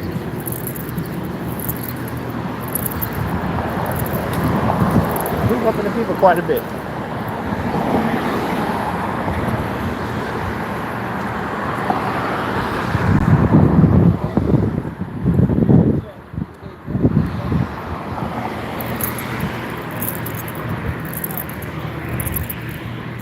I never sat on the statue. Never. There's a statue on the roundabout. I never sat on it. Let's go walk over to the statue. First, I'm gonna get my Doritos, and then we're gonna go over to the park and chill out. And then we'll be done from there. State Art Museum's open, but that's not. I never did the statue. I'm gonna walk around that statue. We definitely got to do that one. That's just my personal opinion, people. I don't want it to affect the way you think and your relationships or loved ones or whatever. That's my personal opinion. I speak from my mind. If I came on here and I was trying to get those likes And at the end of the day, I would play. I would basically lie to you and tell you things that you want me to say. But I can't do that. I'm gonna tell you just like it is. People that are around me are not yes men. They will tell me just like it is. They hate my guts, they will tell me they hate my guts. I'd rather have a more respectful person who tells me he hates me, because at least I know exactly where he stands, than a person who smiles in my face and hates me in secret. I have more respect for people like that. Those are not yes men. Yes men are dangerous. Very few people can tell their friends to their face what they think. Well, I did mess up. I should have told 2 of my friends, but I didn't. They passed away now. So that's something I gotta live with.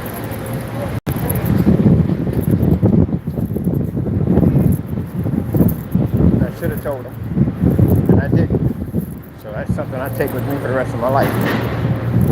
Oh, going in right in now. Figure out what happened with the stairs. Joe did these stairs and the complications. Shouldn't have had that issue.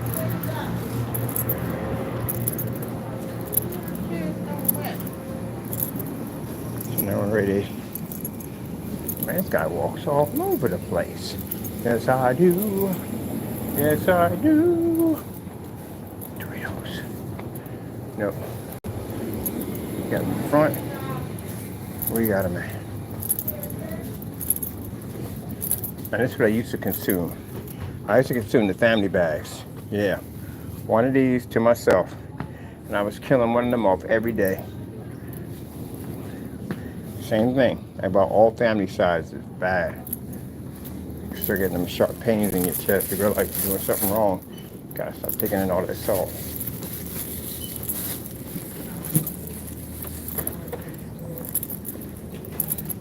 Sorry about that, people. Eat the small bags.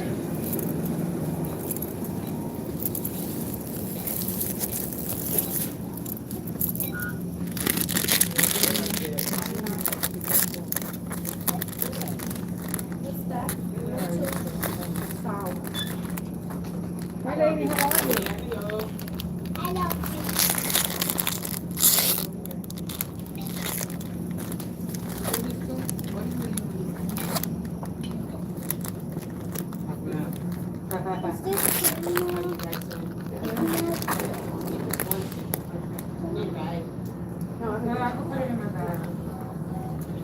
Did it ask you for an option of credit or credit? Yes.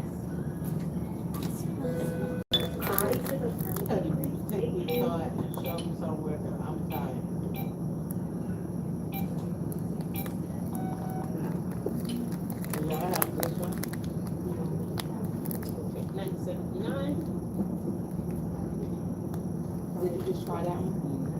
Yeah, it's not covering it. This one. Alright, she told me to come back in the back. I'm gonna keep this up. Yeah, I keep it. This one. No, this is cold.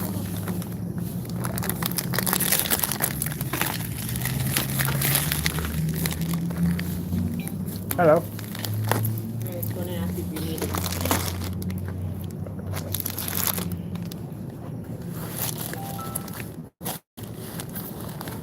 1 second, I'm sorry. Oh, no. I'm good. Okay. Yeah. Oh, you look good. Thank you. Have a great day. Thank you. How you doing? Hello. Hey, how are you? Hi. All set.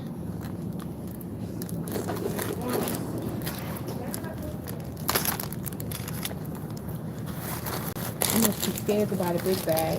No, I stay away from them because remember I told you I have to consume the entire bag. Yep, I was going like 2 or 3 of them a day. Yeah. Yeah, so I'm trying to keep myself, disciplined on that. But Okay. 260. I used to come in, my sister's like, "You brought some for us?" I was like, "Who's us?" It's just me. You got somebody like I got people in my family got real big hands, and when they reach in your bag, Yeah. you got to taper it off Yeah. at the top. Like that's all you got. There's one chip in there for you. See how much? 260. Okay, you got it. You gotta squeeze the bag up a little bit because they'll bring it in there. It's like, really? One chip? That's it? Yeah. I just paid for this. 31 cents is your change. All right, thank you. You're welcome.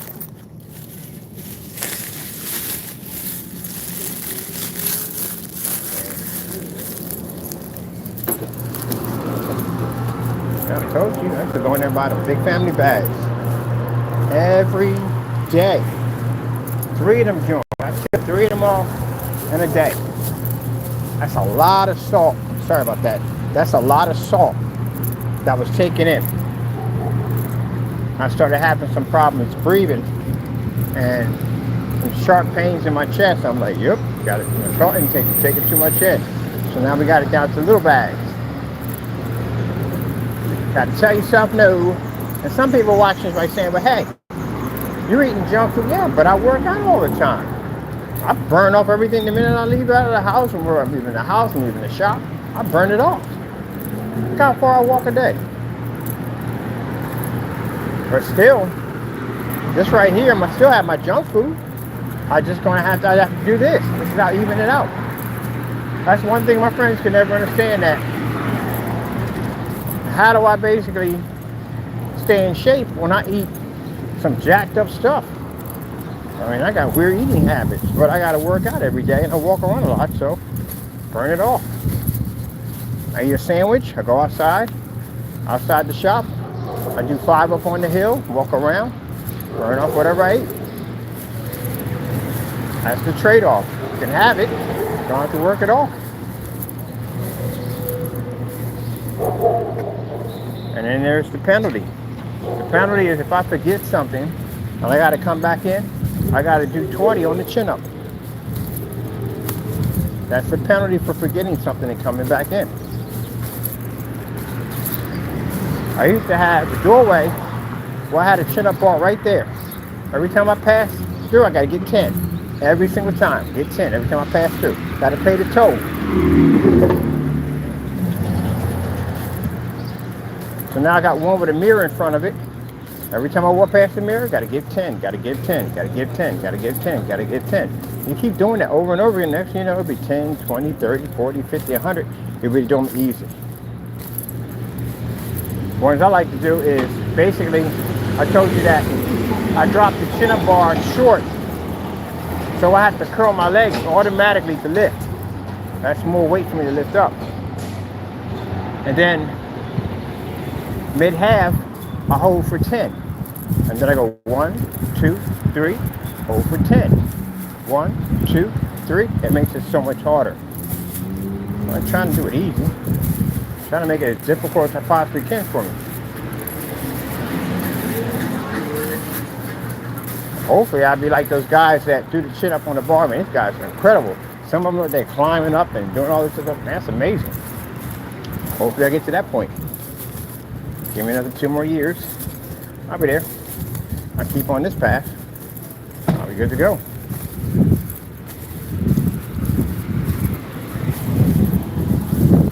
Same thing I talk about. On New Year's Eve, we used to pop up, and I used to run track. And we had our usuals that you would see every day. Same thing like the same usuals at the gym. At any freaking watering hole, you always got your usuals. And once in a while, you get a new one in there. And around New Year's Eve, everybody makes that resolution and work out, take care of yourself, and the place will be packed. It'll be packed. And one by one, they start to drop off. You see less and less. I'm gonna walk around this way instead. Take the longer way. You see less, they start to drop off. And we have our little running group, and we didn't snob our nose at other people. Somebody come in, they want to run with us, you can run with us. We run at a slow pace so you can keep up with us, because the whole object is to build your confidence level up so you can keep up with us. If we basically take off and you can't run with us, what good is that going to do for that person? They're going to get frustrated, they're going to quit, and they're going to give up. Or maybe they don't give up, maybe they push harder, but still, chances are they're going to quit. So we stay with you, talk with you, share information back and forth so we can keep in contact. Contact me, say, hey, you going for a run? Yes, I am. Meet me out there. We help each other, we motivate each other. And that person will stick with us. Next thing you know, we start pick up the pace. They pick it up with us. And next thing you know, sooner or later, they're one of the ones of the pack. Fit, looking lean, looking fantastic. And then we start all over again. Get a new one in. Some will stay, some will go. Next you know, the pack then became 4. Now it's 10. There's people that we brought on board and helped them out. Same thing if you're at the gym and you see somebody in there that's overweight that's working out, don't make fun of them, help them out. Help them out. Build their confidence up so they keep coming in.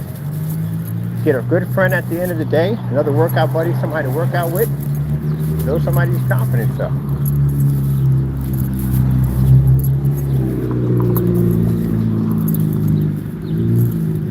Instead of tearing people down. Now for those of you saying, well, you know, I swear you better not sit there and say out of your mouth, well, you're tearing him down. You gotta be kidding me. All this dirty stuff this guy's done to me at the end of the day, trashing my work. Oh, they're doing something for the kitties. Something cool. Can't record it. But I'm actually giving you something that is. I'm giving you a chance to work harder. That's what I'm doing. Motivating you to take it back. If you can't take it back, then you just lose it. That's all. That's how it works. So I'm motivating you to stop cutting corners, stop lying on camera, and make a better product. If not, I'm gonna keep it.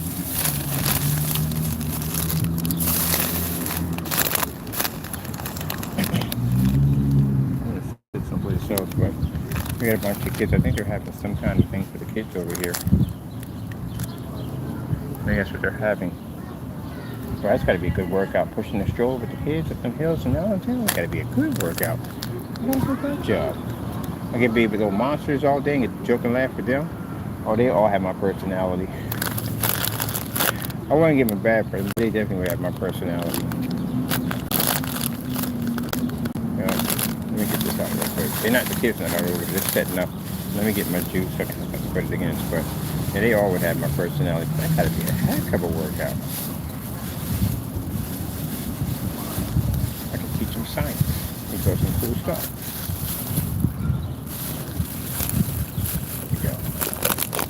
We're not under a tree this time, because last time, I know it wasn't bird, I was bird, it would have been all over me. You just want to stay? The juice doesn't have enough power to stay. There we go. Anyway. Sorry about that. I got to get a stand. I know. I'm kind of working on it. I don't know, I'm working on it. I get a stand.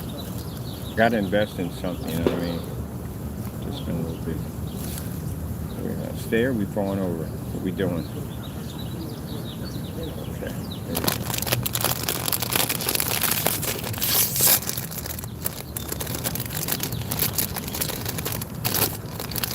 Would you like some before I actually consume these? Look at this. This is just jacked up. Why make the bag so big? If you're just going to have a couple of chips in there, what's the point of it all? This is deception on so many levels. Like when I was coming up when I was a kid, and way back a long time ago, when you open up a bag, at least this much would be air, the top part. That's it. Now today, all the way down there. What's the point of this? Jeez. So I like to crunch mine up because I don't want to get orange fingers.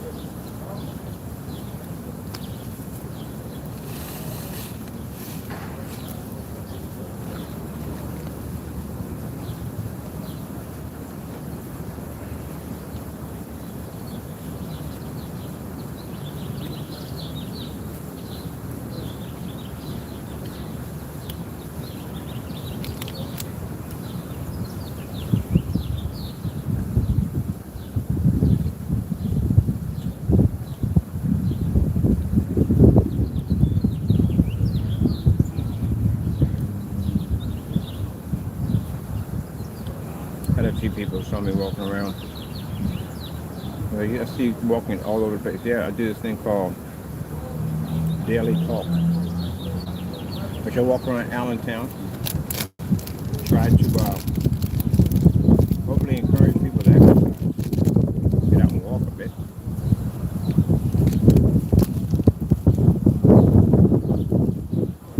We just talk about all kinds of crazy stuff.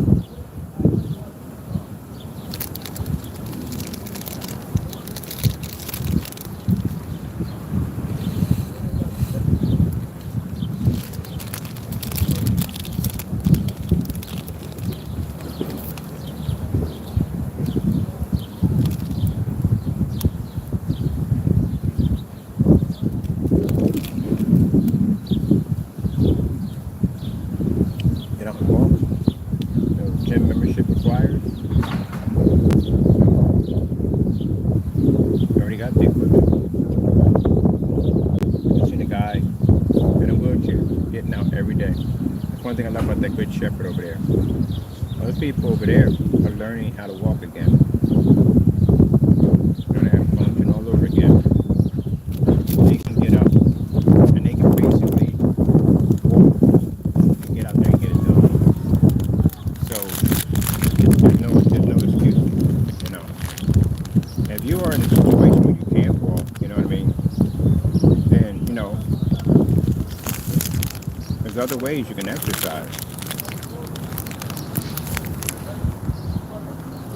And it's interesting because I see people who are handicapped. And that's why I consider them to be stronger than anybody else. I consider them to be the most strongest people because they will get out and do things that will shut a lot of us down.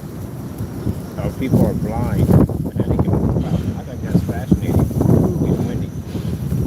I'd be scared to death. Honestly, I would be terrified. I'd be scared to death to be able to walk outside. See, they know.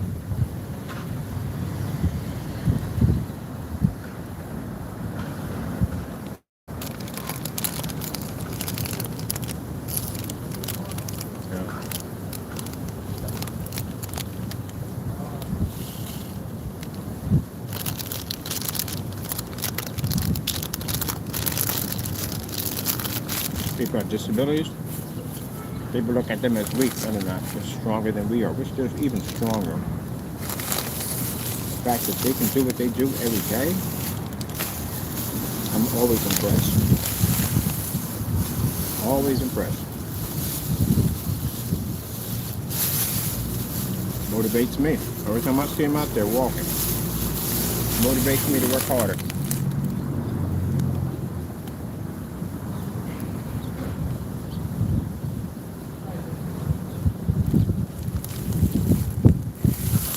Walk to the other end of the park. This area is like a freaking wind tunnel over here.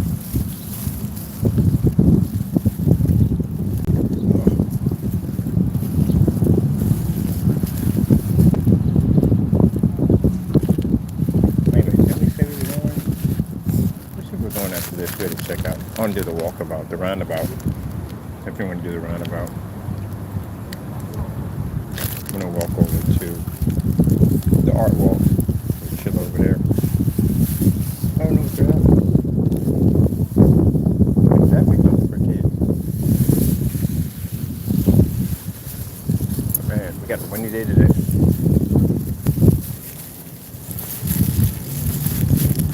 There's definitely something for kids. Something for them.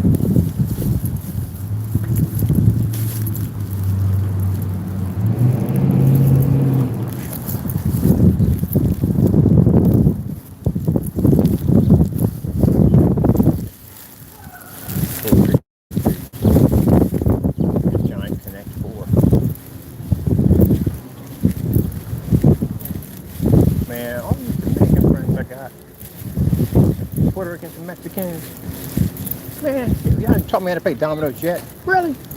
Yeah, I got some people teaching me how to play some dominoes. Finally, because I'm going to get none of them to go, bam! She's trying to play some dominoes. I know how to play spades, poker, blackjack. All that good stuff.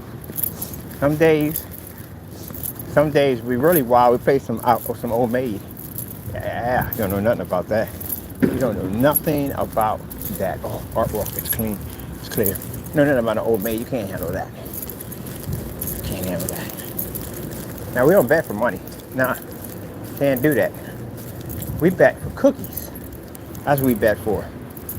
We bet for cookies or candy, something like that. That's what we bet for. I prefer candy than cookies because somebody putting their fingers on my cookies. Yeah, we bet for candy.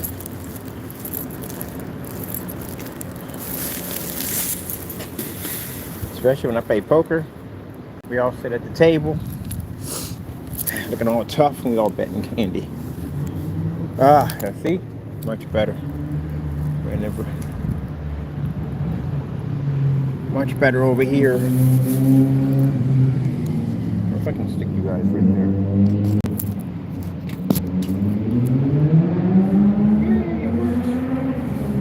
I can have you right there. Now you guys are sitting right next to me. Would you like some? All right, just wondering. Try to be courteous and try to share. This is awesome. We can all stay here together. It's a nice little part here. I can put the phone in.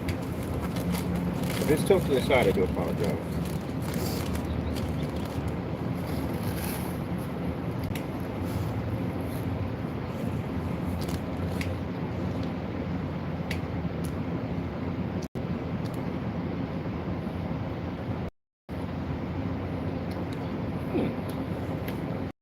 That sculpture there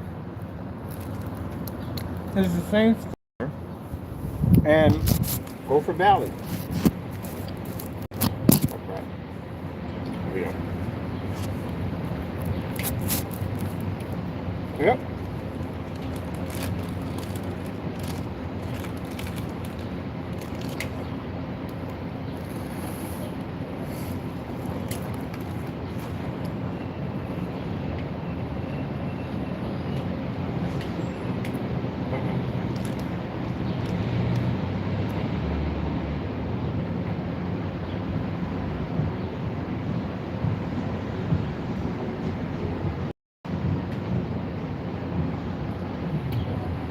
Say my prayer. Food. Sorry, Jason.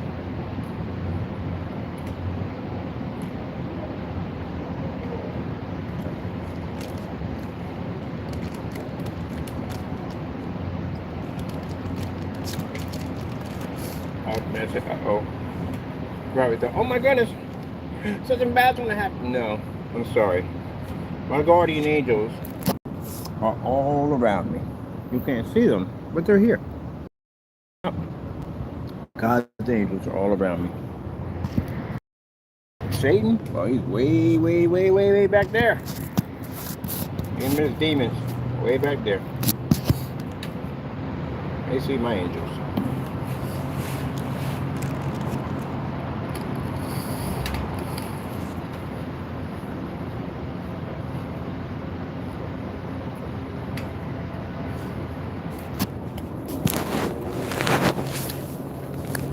Naysayers, you want to hear something interesting?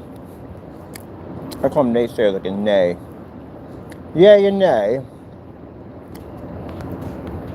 As I sit here enjoying my Doritos.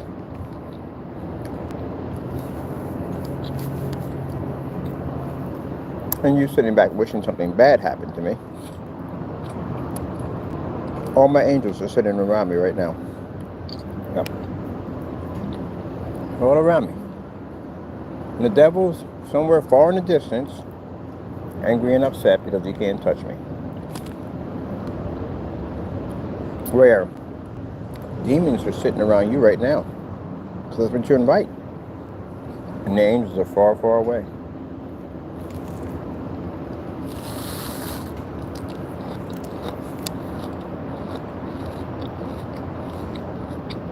You ever think about that?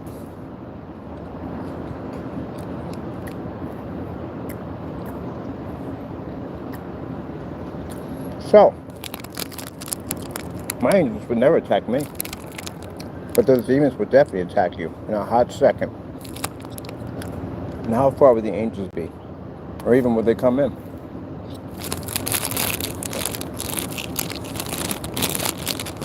The one I serve does not seek to destroy me. The one you serve does. It does seek to destroy you.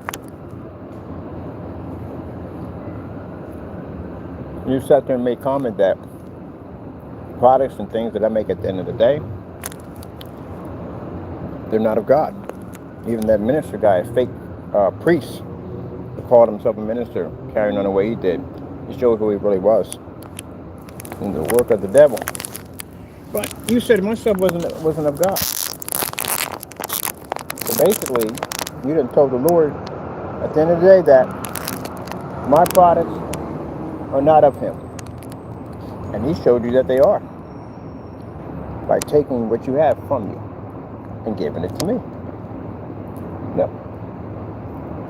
All my knowledge comes from God. So the knowledge to be able to take what you have, and if it was from God, I wouldn't be able to take it. Nope. Can't steal blessings. It's impossible. You can't make my stuff. I can give you 2 months to make my stuff. In less than 1 day, I can wipe your entire product line clean. Reverse engineer all of it. We market it. We sell it. Far more, and have people that will buy it. And you couldn't make my stuff. All my stuff comes from God. Kind of reminds me of, like I said, Pharaoh. When Moses came down to free his people, and Pharaoh came in with his witch doctor, and they dropped their staffs to the ground. Of course, Moses' staff turned into a snake, and the witch doctor, his turned into a snake, and God swallowed up the snake. Yep.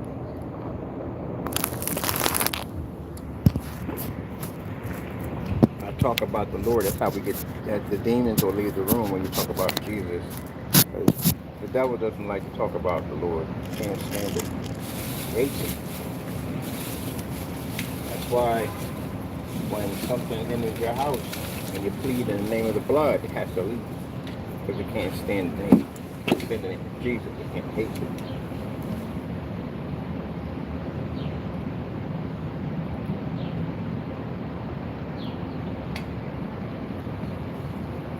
Oh my goodness. This one right here is absolutely freaking amazing. It's like drinking orange sherbet. An orange sherbet milkshake with a tad of vanilla in it. Oh, this is amazing. I swear, if one of these fast food restaurants figure out how to make this into a milkshake, oh, wait a minute, never mind, figured it out.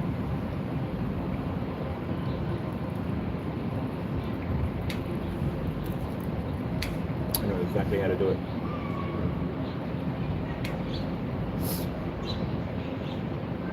Wow, that'd be pretty good. I'm not gonna tell you guys. I just figured out something pretty cool. I learned how to make a milkshake out of this, and a really good one too. Oh yeah. Definitely figure out something cool with this. Oh, that would be delicious.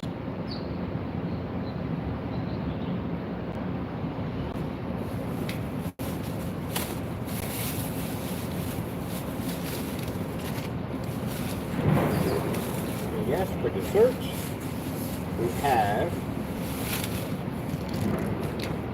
your peppermint patty. See that right there? There we go. Your peppermint patty. Yes.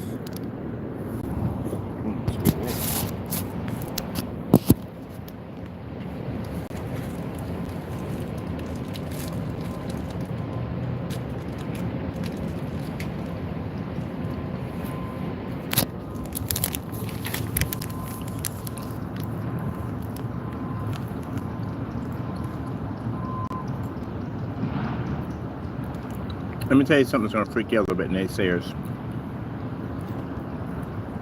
When I start talking about the Lord and you leave, you have to leave. You have to. Because what's in you And what allows you to act the way you act doesn't like to hear that word.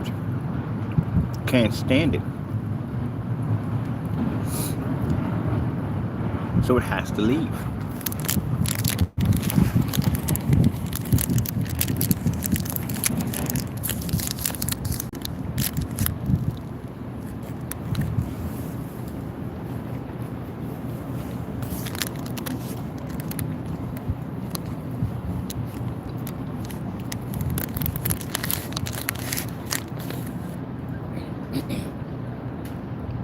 If you're talking about God,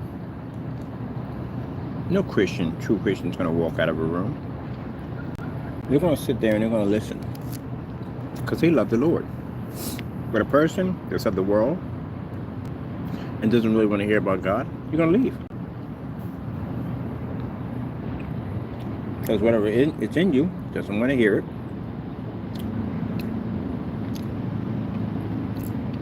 At all.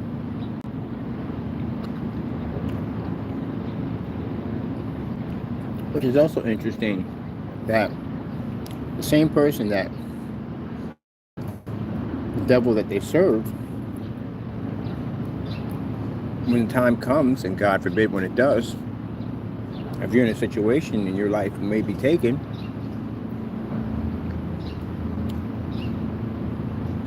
you start praying to God.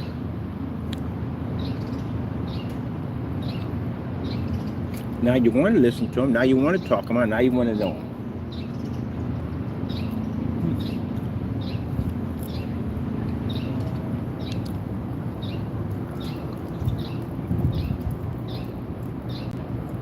Most scary part is when he decides to call you back. Remember, I told you, your life is not yours. It does not belong to you. It's not yours. If it was, you would have immortality. You can live on earth forever, but you can't, can you? You're on borrowed time. Everything right now is all borrowed time. I could go tomorrow, the next day, the day after that. Anything could happen. Am I afraid? No, I'm not. I'm going home. If the Lord decides to take me tomorrow, and he says, hey, everything you work for, it's going to be gone, and you're going home. Bye. I'm leaving. Taking my cat over to my sister's, because she said she would take my cat if I pass off this earth, and I'm leaving. Bye-bye. Got a better place to go to. I'm done. No more of this. No more. I live in paradise. I get to see my Lord's face. I'm done. I'm good. I don't have any of these problems. None of this stuff exists. Pure happiness for eternity.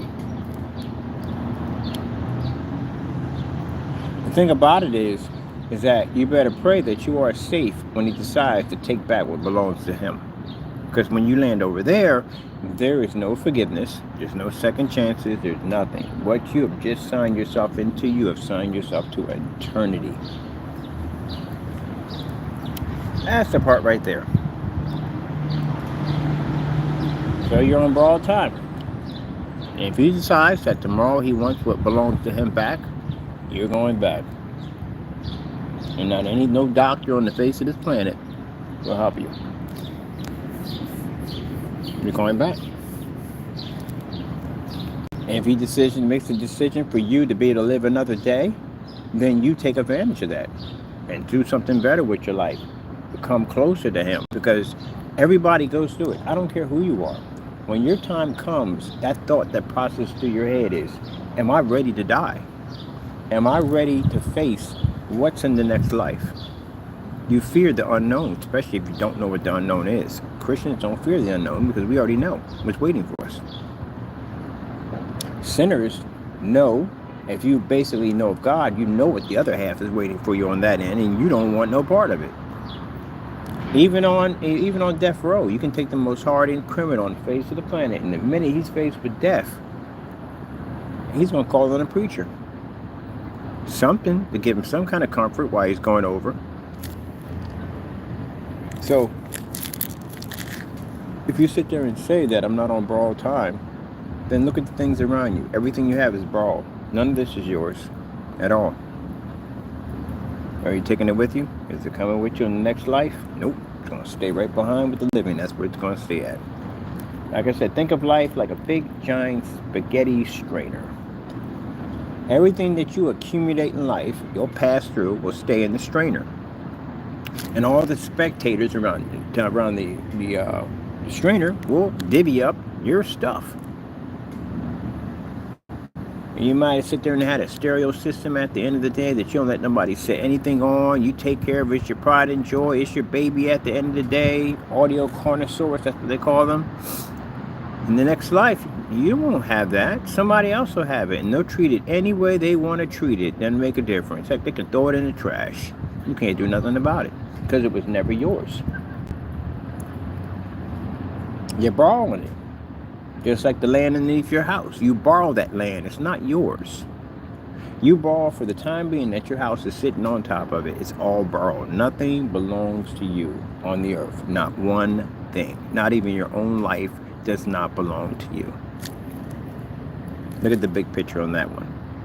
Your cars, your restaurants, your stores, your businesses, your jewelry, or even your own life does not belong to you.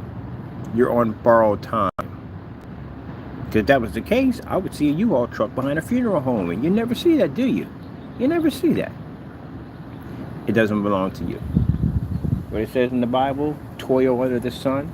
Man works by the sweat of his brow just to give to another. So everything you have given. It's for somebody else. Everything I have, it's going to be left here. It's going to go to somebody else. And for those of you saying at the end of the day, what's the point of working hard to earn these things at the end of the day? And you got it messed up. The purpose of it all is basically that you're worried about treasures on the earth when you should be worrying about your treasures in heaven. That's what you should be thinking about.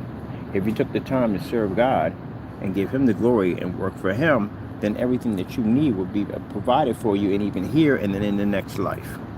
But people only basically make their stake here on the earth. They want to make a name for themselves in a place here at the end of the day that really won't really remember you. When all this wipes away, you'll be no memory of anybody at the end of the day.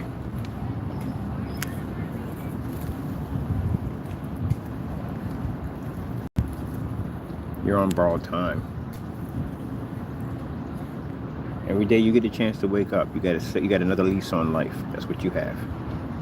Every day you even come out here, you got a lease on life. Because God can call you back at any given time. You don't got to come home. You don't got to wake up. A lot of things don't got to happen. Every time you get a chance, you are given a second chance. Every time you walk out that door, every day you wake up, you got a second chance to do it, to change your life. And if you don't take it, just like that, God may decide when He's up there on that holy hill and think to Himself on His throne and think, well, I'm bringing them home. Now, just because when He says you bring your home doesn't mean you're going home. Depending on where you're going to go, because mind you, there are places you will go until basically that day is set. Even the demons don't go to hell yet. You go to purgatory. And that's where you will sit in torment until the day that God comes back. Now, you imagine people that were in, people who committed horrible crimes in 10,000 BC, who committed horrible acts, and they died and they went to hell.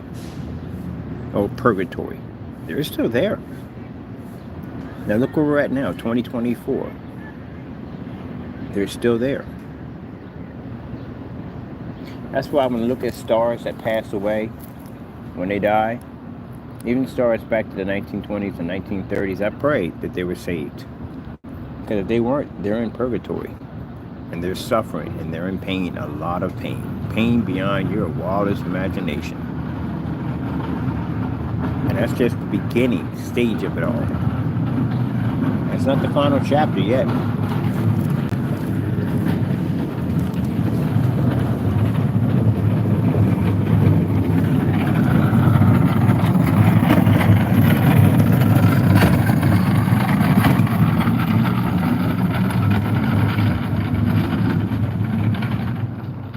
Final chapter is when you're sitting in the lake of fire with Satan himself. because his day is also coming. All the demons on this earth, they already know. They know about what's going on. Only problem is the Son of Man don't know. Some of them know, some of them don't. They don't know what's going to happen, but the demons know. They sit here and they wait patiently. Angels know. They sit here and they wait patiently. They know what's going to happen. And people just go about their lives like nothing's going on. And these other super beings are sitting here watching you. And they know what's going on.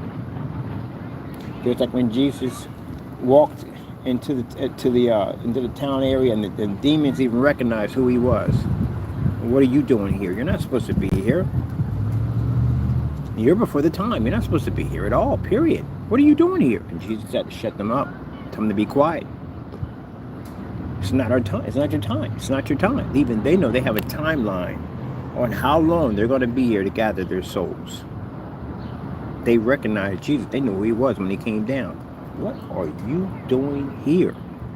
You're not supposed to be here. Because see, I told you, God makes a promise. When God makes a promise, he makes a promise. He can't even go against his own word. And that's why the demons were baffled about, why are you here? Because, wait, this is happening already? But he said it was supposed to happen at this time, which we don't know. But I'm just saying, it's supposed to happen at this time. He's here already? Why are you here? Because the Son of Man is supposed to come back. Jesus is going to come back. So that's why the demons were kind of confused. Like, what are you doing here? Yep.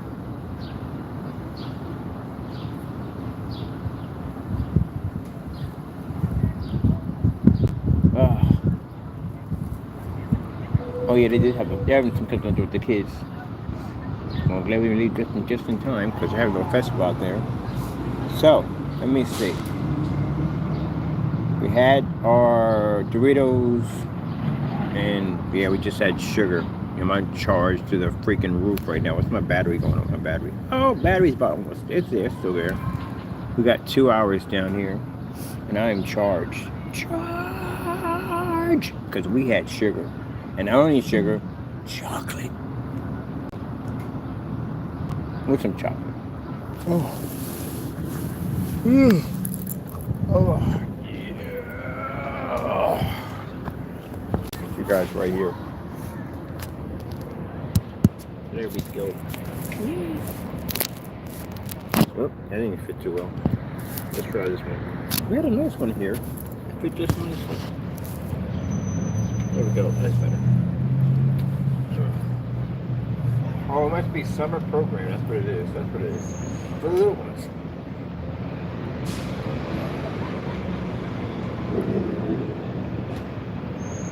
Just stretch it a little bit.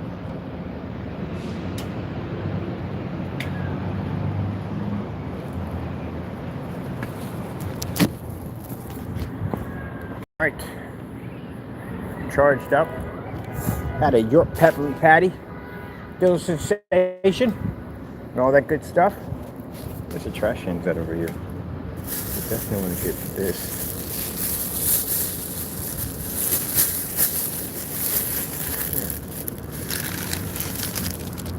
Oops, sorry about that, people. My bad. And this right here, which was freaking amazing. Yeah, I got a nice idea for a smoothie. Definitely going to turn that into a smoothie. There's something cool I want to do with that. And we got our clear glue. I'm going to throw this in the trash. Stretch it real quick.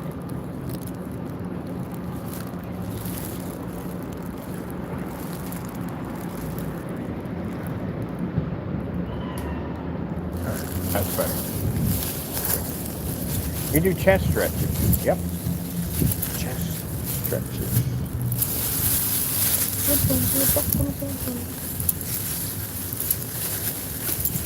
Making a mistake and throw the glue in there by accident.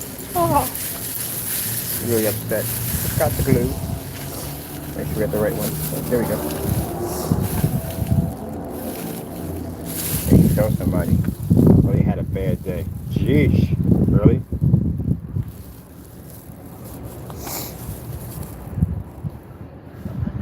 Yeah, somebody was mad. Look at their phone number up and everything.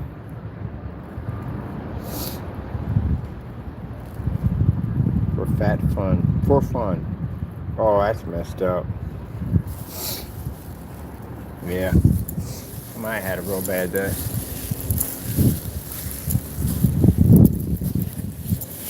I might have had a really bad day.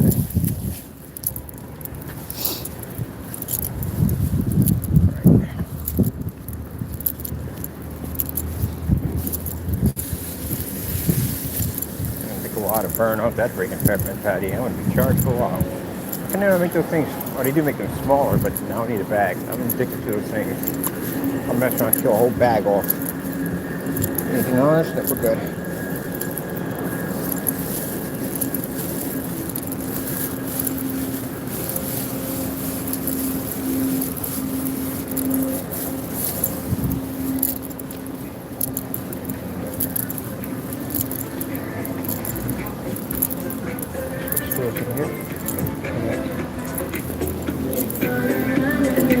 Here, they selling lock homes, all kinds of cool stuff in there.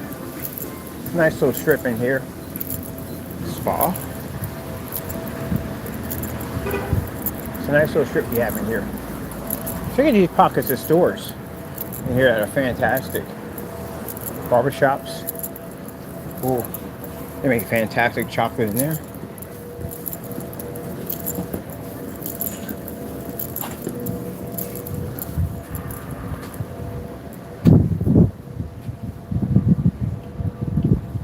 It's a hotel. Pharmacy over here. Yep.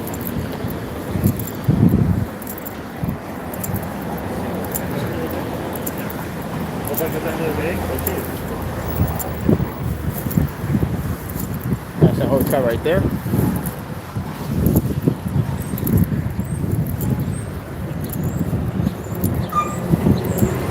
Sewing, fantastic pizza store right here. Another one over here. I have no idea what this is. Some kind of building. Oh, that's a law firm right there. Yeah, for a fact. They got a place where they serve hot dogs. I'm gonna check them out. That's Strider University over there.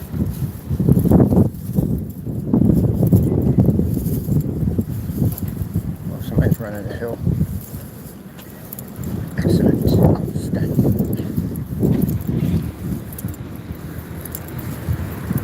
5:15 at the hotel here and kitchen with the restaurants.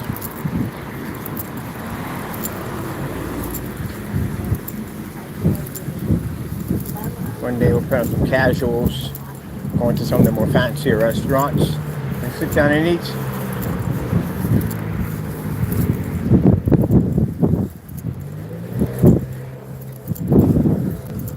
I'll put a nice little tie on this phone, a little suit tie case on it. I'm going to take you to some of these nice casual restaurants. You must dress proper for the occasion. FBI. As I told you before, post office, courthouse, records.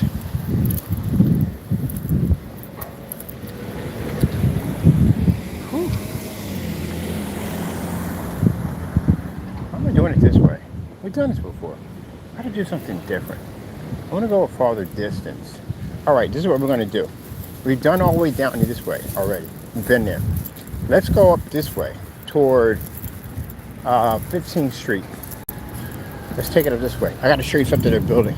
So they're putting a music center down here. Oh, I definitely got to show you this. We're gonna go past the catering place. I'm gonna show you some cool stuff they're building over here. So we got a music center coming up.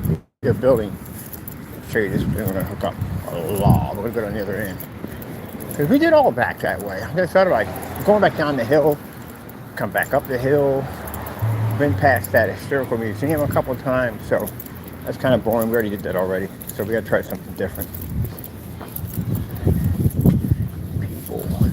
Space. Gee whiz. Like literally right up on top of you. Sure. Look at all this room. Look at how much room we got here. Like, how in the freak do you walk that close to somebody? Space. The freak, you people got too comfortable. Too comfortable. Got too comfortable. All this space, and you're right up on top of me. Jeez. I can literally see what's on your cell phone.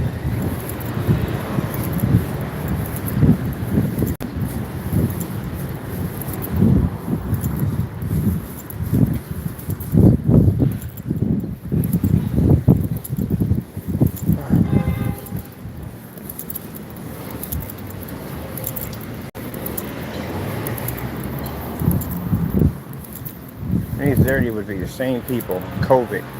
You know what I'm talking about? People would be literally right dead on top of you. Right on top of you. I used to hate that nonsense.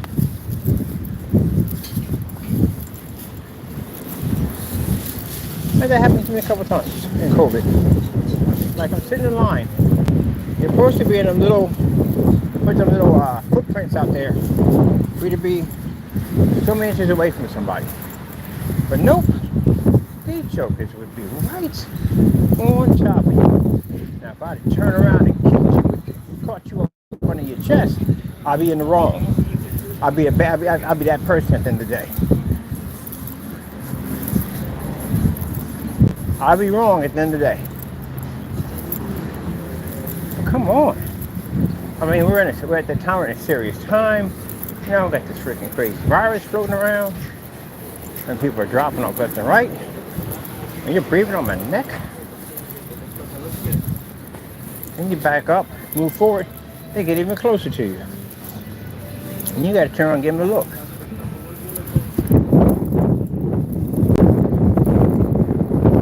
And they put you in a flashing truck. Well, two people go in their flashing trucks. You'll be going in the red one. I'll be going in that black and white one. But I'll be wrong.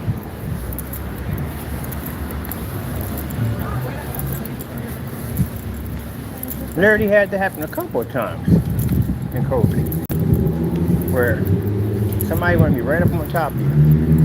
All right, side kick the crap out of you, push you over in that produce section. What the freak up? And not stand that when people are in my circle.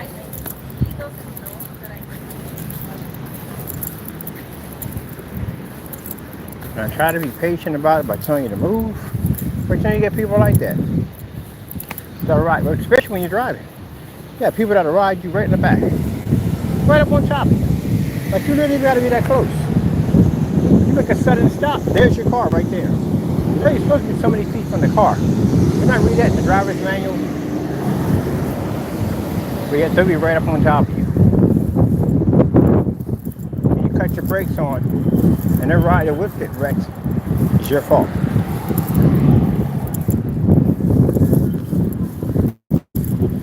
I like how they had this truck driver who was carrying logs. So they're carrying logs. You know, people have a habit of getting right up on the side of trucks, and they can't see on the blind side. And he put down on a little sign over by the truck that said, "Final destination come true." Yep, you can read this. This is your final destination come true. If you ever saw the movie about the truck that was carrying the logs, you won't forget that. I'll get you to back down. I used to hate that when I've been in cars with people and they freaking hit the blind side of a tractor trailer. It just takes one little tap and your car is going airborne in so many different directions. It's not even funny. You know what most people do when you get smacked by a truck? You lose all control of your vehicle, and then worst upon worst, you end up on oncoming traffic. Then you run the risk of smashing into someone else's vehicle or being hit by another truck. That's why people do that. Cut around a truck, literally be on the blind side. And one of my friends is a truck driver. He can't count how many times either kill somebody or crush someone's vehicle because they couldn't see him. And then you go to turn, he don't see your vehicle there. You think he sees you. He doesn't see you at all. You're on his blind side. So we should do like a video. Do a video it up so people can see, you know, what happens if people's vehicles when you do dumb stuff, like coming up on the blind side of a tractor trailer.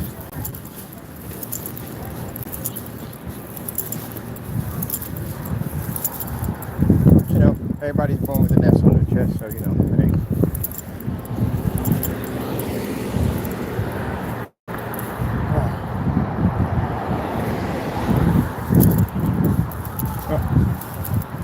All right, good charge out of this battery, people.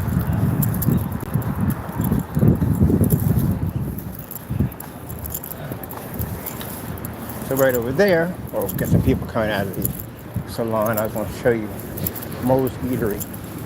They said they got good hot dogs over there. I'm going to check them out.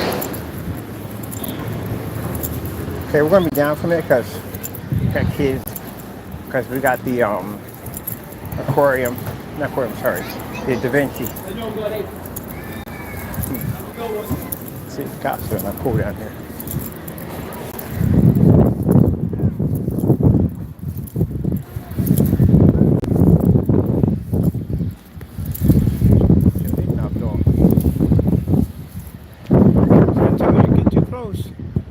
Definitely get your head knocked off.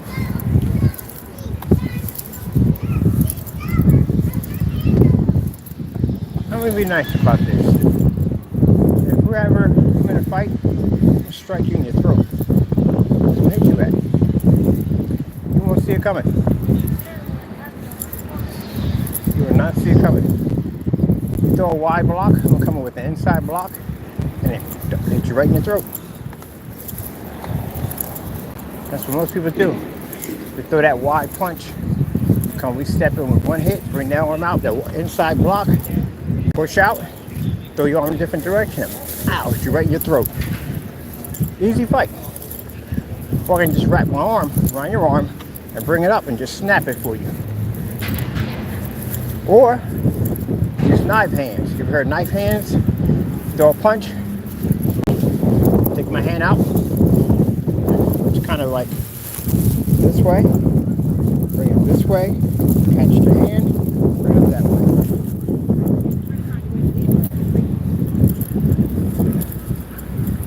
Very easy. So I was going to be nasty about it, do the inside block and hit you with maybe like 6 or 7 hard punches in your neck, your chest, and your stomach. And it'll be nastier than that. Full thrust kick to your breadbasket, push you back. And walk over top of you and step on it. That's being nasty. If you're going to be nasty about it. But we don't do that stuff.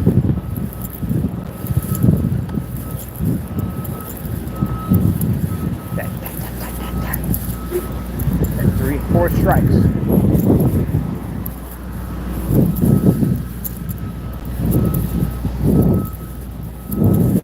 Over and over again. Get you into a position to strike you 4 or 5 times right up under your heart, over and over again. Busting your arteries and everything. Same precision punch over and over again, right under your heart.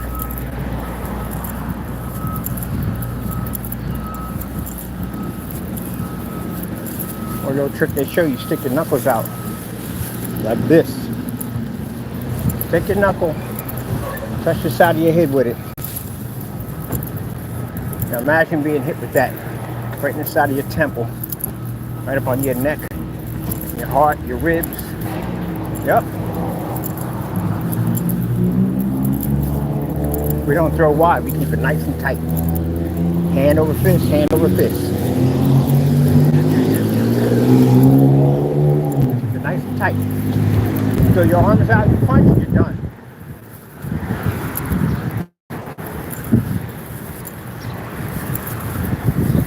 But I just look at it like when I see people do stuff like that, I just brush it off because it's not even worth the time and effort. Guy wasn't watching where he was going. He almost bumped into me.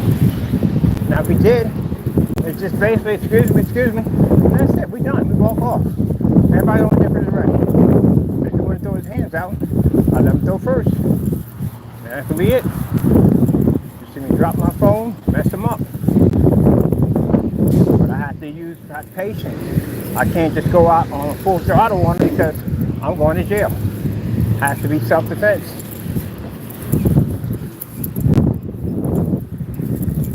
So, nope. Try to keep my temper under control. Ooh. Cemetery. Borrowed time. So many people didn't even have borrowed time. So many people didn't have a chance.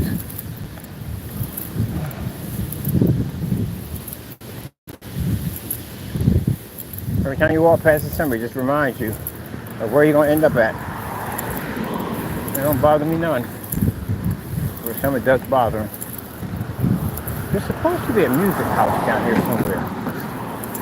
Like a stage or something. Let's go track this down.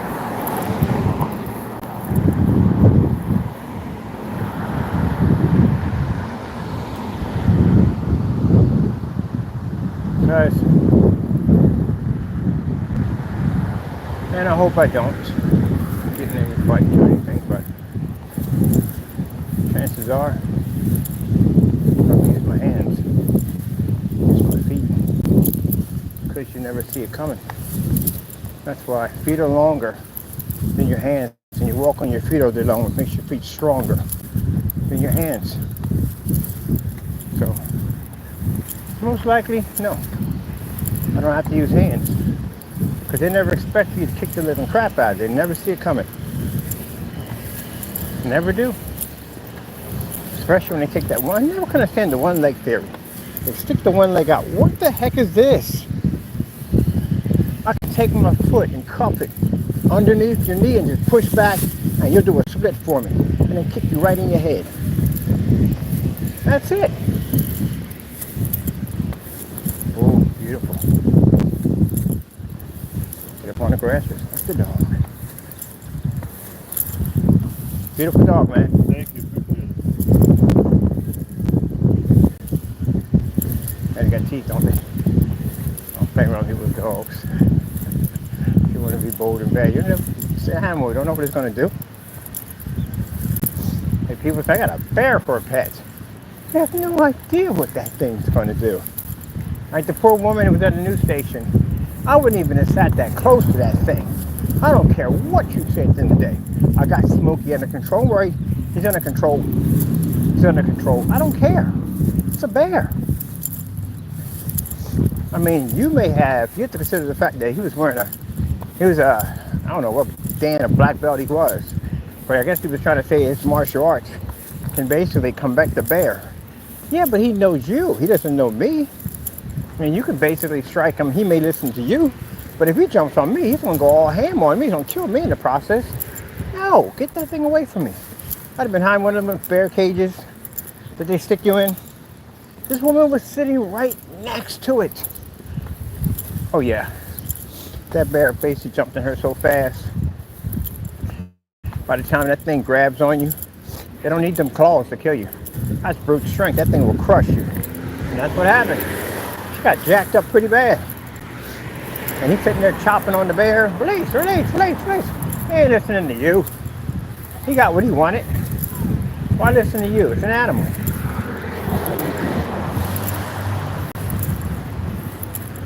That's like the dummies who sit there and take a picture next to a panda cage.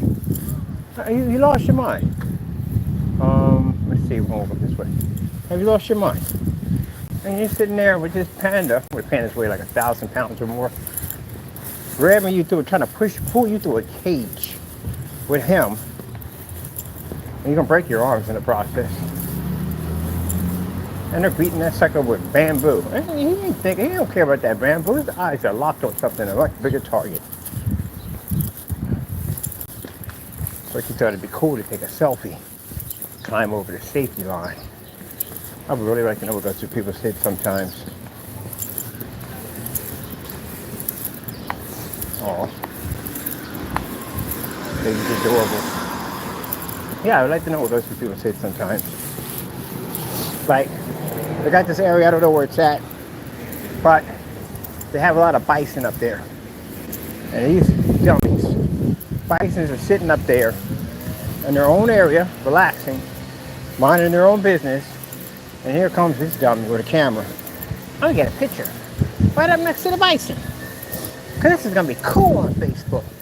It ain't cool when you got a freaking animal that big stepping on your chest, turning you into a human trampoline. That ain't cool, is it? That's stupid. And they're fast. They're quick. They run a heck of a lot faster than you at the end of the day. So you're not gonna outrun it. Good luck on that one. And they tell you, don't get close to them. But nope. I bet you park rangers are like, look at this dummy. You know what, Frank?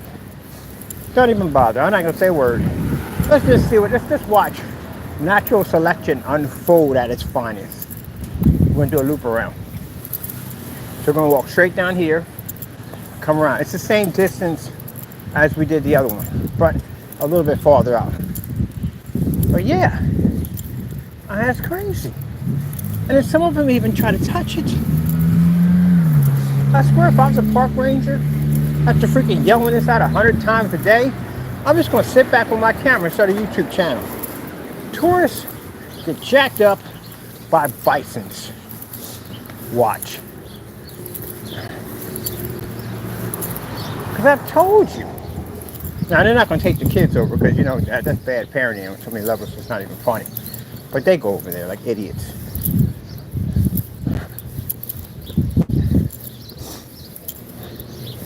I'm going to go touch it. Get a picture on Facebook. I'm going to look like a adventurous.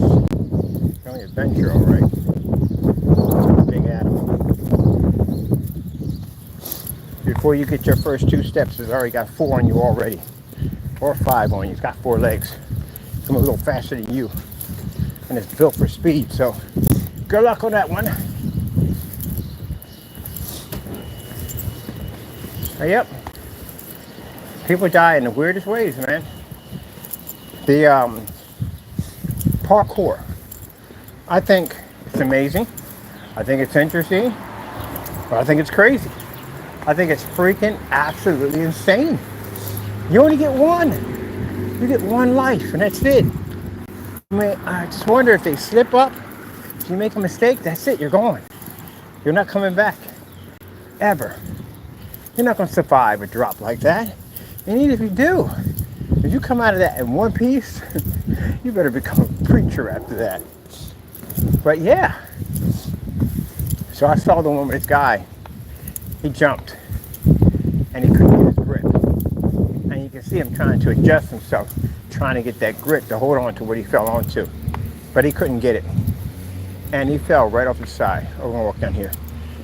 Go past the library. He fell right off. Yeah, fell to his death. They're young too. Early 20s. Hasn't even had a chance to have a family. Even really lived this life at all, period.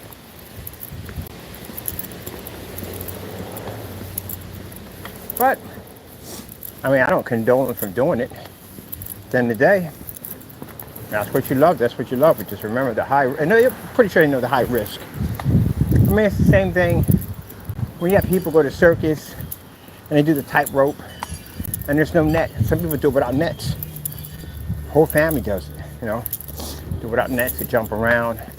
And yeah, they can very well fall to their death. Some do it over a lion's cage. Anything to bring in the spectators. And some people die. People have gotten into a barrel and fell over Niagara Falls. Some people didn't make it. Some people did. Or Houdini. Basically, what was Houdini's last trick? I think it was when he basically dropped in the ocean or something, and he was chained up. Yep. So you're gonna have thrill seekers.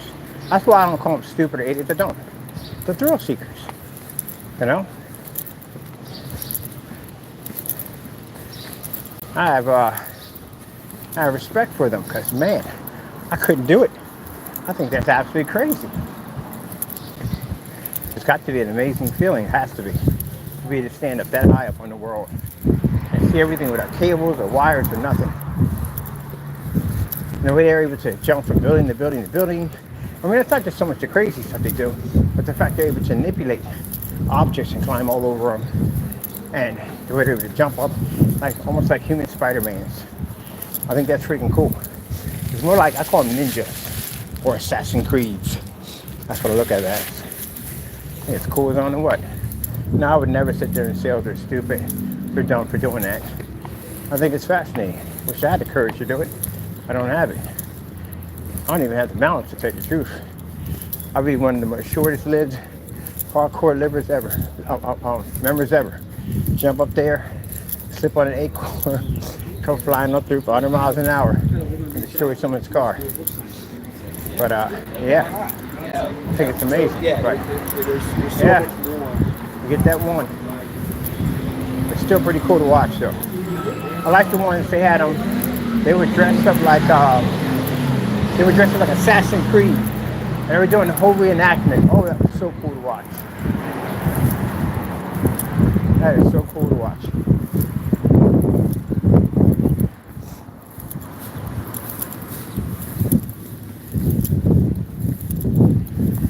Now see, that's what a professional, I'm not saying they are, but that's what, you give them the ability to be able to be assassins, train them in the military.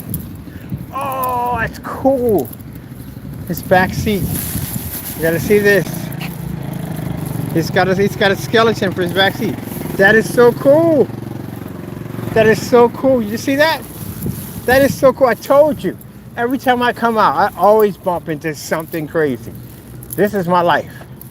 On the back of his bike, he had a skeleton with a helmet on. With a little helmet on. Oh my goodness.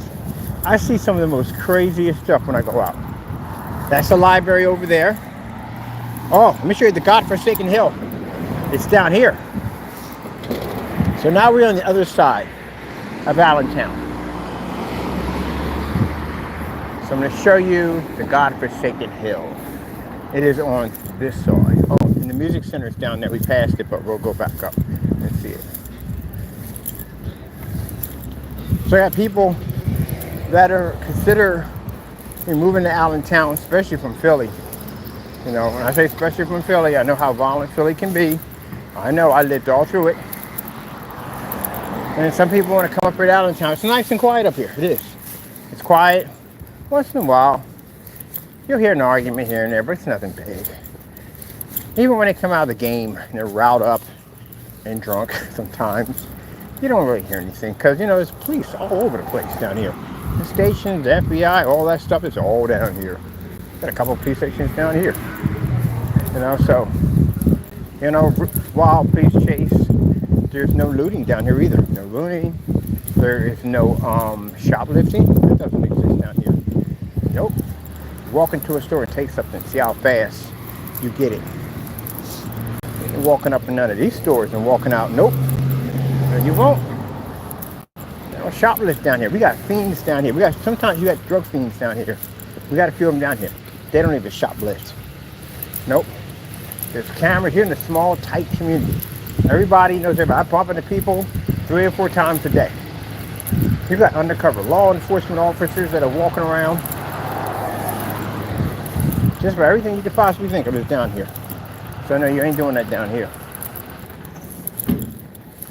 Nope. So we don't have that problem down here.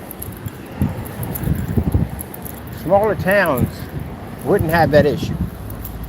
Big places would have that issue, which they shouldn't. Honestly, to tell you the truth, you really wouldn't have a problem with shoplifting. And you really wouldn't have to go in and lock everything down. And all you have to do is just bring in stricter laws. That's it. That's how you fix the problem. You don't need a high police presence. You put in higher penalties. That's what you put in. Give them a couple years. Give them a 5-year prison sentence for shoplifting. And I guarantee you, no one takes anything. This is one of the godforsaken, which I'm not doing. It's another hill. That's all you got to do. Give them 5 years. Automatically from the door. You steal anything over 100, that's automatically from the door. 5 years. Starting at 5 years. I guarantee the nonsense stop. Guarantee you. If there's no penalty for committing a crime, let's just say you murdered 10 people, right? And the most you're going to get is 2 days. You're going to go out and do it again? Yeah, you're going to go out and do it again. You only got 2 days, that's it. There's no consequences behind that. But turn around and say, that's where the hill is at right there, see that? But turn around and give somebody 60 days, 60 years in jail for having just one bullet in their gun. No one's going to basically carry anything at all. No one's going to shoot, no one's going to fire. No one wants that serious jail time. That's almost a life sentence, depending on how old you are. Their penalties are not high enough. I don't know why they're doing it where they're bringing in all these cameras, they're bringing in all these police. New York City had the National Guard in the subway system because they know that if they steal something, they're not going to really get any crime, they're going to get any jail time for it. So they're going to let you right out the minute you go in. Of course, you're going to keep hitting the same place over and over again. If you start stiffening that prison sentence, I guarantee don't do it. Say you bring out the cat of nine tails, call it the whipping post in medieval. They strap you to a post, they give you 20 lashes. How many people you think are going to go out and rob something after that? You're tied up in a town square from everybody, or they'll have a whipping section, and somebody comes in, they give you 20 lashes across your back. You think anybody's going to steal something? No. Not at all. You had less crime in the medieval era. There's another godforsaken hill. You got less time and crime in the medieval era because over there they didn't play around. When they talked about getting medieval on you, they were not joking around. But now that stuff is considered to be humane. They don't do it anymore. But yeah, you put down, you steal a car, we give you 25 lashes across your back. I guarantee no one's stealing any car. You can walk out there, leave the car door open, everything. Nobody will touch it. You put in heavier crime, put it in India, you steal something, they cut off a part of your body. You rape a woman, they castrate you. That's what they do. Cut it off. So you have more stricter penalties, you got less problems. Now, worse upon worse, what's going to happen is, as I told you before, that pretty soon you're going to start seeing drones as basically police. You think I'm joking? They already got security camera systems that are already set up to monitor everything you do. Woo! Even though if you think at the end of the day that the security system is put up there basically to monitor the activity of criminals, it's up there to monitor your activity also. Those cameras have face recognition software, which means everywhere you move, they click and they point. All your information sits on a database. You know, when they run your driver's license through, same system at the end of the day. Where you live at, if you had any priorities, if you had any, it's funny. It's kind of like watchdogs come to life. That's what it is. Sometimes you have to understand there's a bigger picture to it all. Sometimes they allow crime. They have a way to put in stricter policies to make sure that they can put in stricter laws. But sometimes the reason why they don't, because it gives them the excuse to introduce Big Brother into the system. And if Big Brother comes into the system, and you have cameras everywhere that can monitor everything you do, and I mean far worse than what you're seeing now, that gives them an excuse to use it. Oh man, that is interesting. And then you tie all that with AI technology, which is also too dangerous. Very, very dangerous.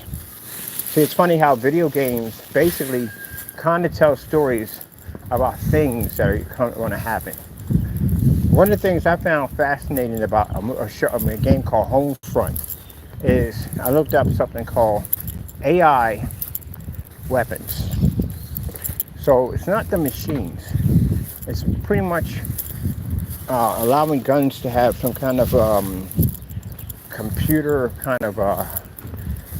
computer like a mechanism. Whoopsie, that's me tripping. To make them shoot faster, to be able to be more accurate, stuff like that. Like RoboCop's gun. But imagine if that intelligence he had in his body was actually linked to that gun, which pretty much it was. It was all one machine. But I first found fascinating, if you ever played Homefront, is that, and sorry to say the country, because this is the country that was involved in the game, it was China. So China, basically, and I'm not saying all Chinese know, this is just a particular part of the military, manufacturers who develop weapons. It wasn't about the Chinese people at all. Not get it mixed up. But anyway, it's the game. So what they did was, they made these weapons that were AI. And they had the ability to be able to shoot faster, better, more accuracy. You could be the most crappiest soldier in the world, but with one of these weapons, you shot like a marksmith. So these weapons got hot. And they started selling them first to our enemies. Now, enemies have that kind of firepower. What are we going to do? We're going to buy, right? Of course. Thank you. Of course. We're going to buy. But we're going to buy more advanced weapons than them. But what did they get? Oh, they got that. Well, I want this. What's the best you got? What's the most advanced you got? And that's what we're going to buy. So, more and more countries came on and started buying these weapons. Pretty soon, the globe, just about everybody, had these advanced weapons that they were pushing out.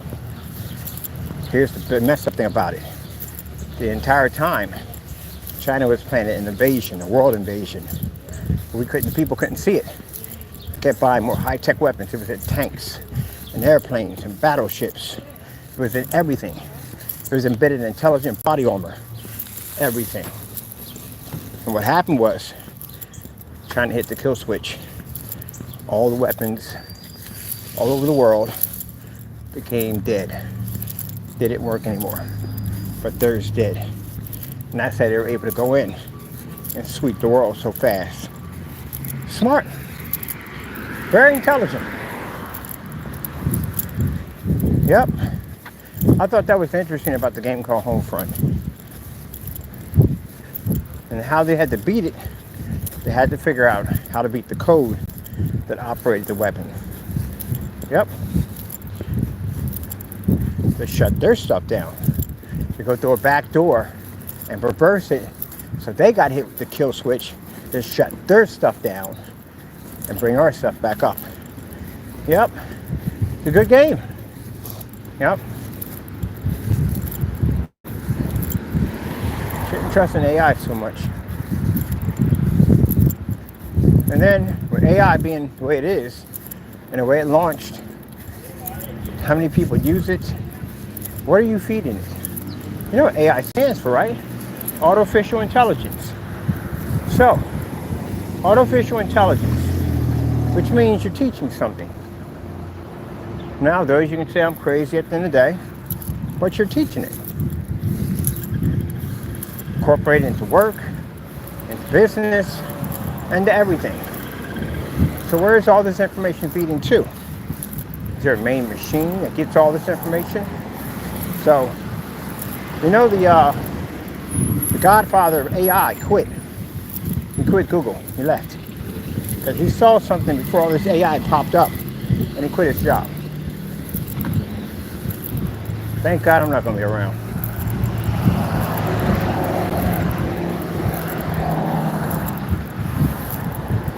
Is the world technically going to be destroyed by machines? No. It's going to have problems. Pretty jacked up problems. But the world's not going to be destroyed by it. God already said how the world's going to be destroyed. Well, we don't have some jacked up problems.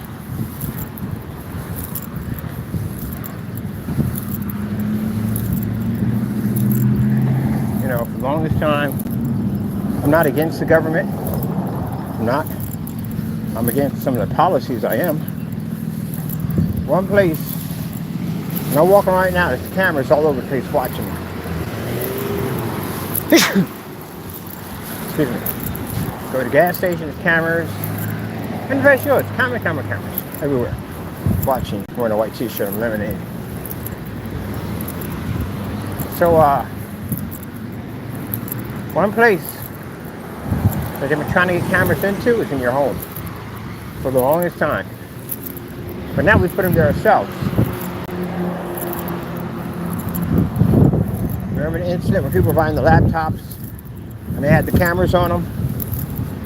Found out that people could watch you right through your laptop.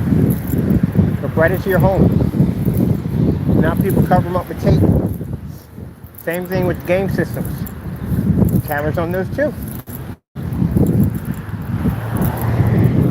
You're online, hook to your IP address, and so you can get access in and watch.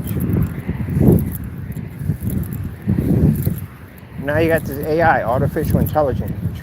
The scary thing about that is it deceives the very mind. It disrupts reality. And it does. You change things and make things look a different way. It's going to get to a point that in advertising you won't be able to tell. We can tell AI a little bit because it looks cartoonish. That's why. But after a while, it's going to get to a point where AI can fool and make anything like this look fake. That's what makes it dangerous.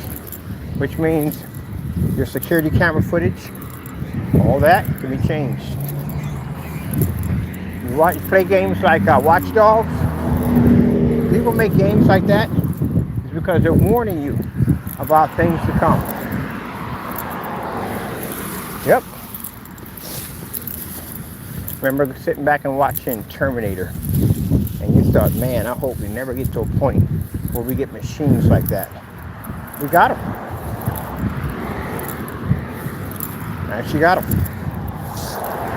Yeah, allergies kicking in for a little bit. So we actually have machines that can do this. And yeah, those machines can carry guns. They can fire guns. Their accuracy is far more advanced than ours. They're faster, smarter. We designed them. And you know why we learn nothing from the movies? Only attractive thing about it is we ain't got a time machine to go back and fix that mess. That's the problem. Nobody going back in time. Fix anything. Oh, look at the cute robot. Look at it dancing around on the floor, jumping around and playing and having fun. It's a wonderful toy. When they first came out, these robots that they made. Say a couple words, do a little dance. That's what they did. Now you got machines that can move just like a human. They can think and calibrate mistakes, make decisions, everything. What people understand is when you're watching that machine jump from section to section to section, that machine is basically pinpointing and calibrating each step to land perfectly every single time. It's teaching itself. That's what it's doing. So you're monitoring it. But the fact that it can monitor itself. No one's sitting there with a remote control. Think about it. You ever seen anybody sit in front of one of these machines with a remote control, operating when these things are jumping around? No. It's doing it itself. It's teaching itself. So if it fails, it basically logs in on what not to do and what to do. That's what people don't see. They think, wow, that's pretty cool. No. If someone's sitting in front of it with a huge dashboard, then you know the machine can't operate without a human. But if it's operating independently on its own, and it's based on the jump, roll, fall over, even basically brace itself from falling, oh man, that's never good. I watch that stuff all day long. Now you got AI dogs. You really want that at the end of the day. You really will make a dog form AI. And if we thought the regular dog was going to be hard to outrun, try one of those. And you see when the guy kicked it, how they're able to stable themselves to keep from falling over. Yep. Now they're saying they do it because they want to make life easier for us. That's not going to make life easier. It's going to be a big mistake. Big mistake. That's what that's going to turn into. Now they try to put you having pets that have cameras and tracking and face recognition software in your homes because it's cute. to have a robot pet in your home. Look at this. It's a little robot. And that thing the whole entire time is listening to everything you say. It's copying all your information.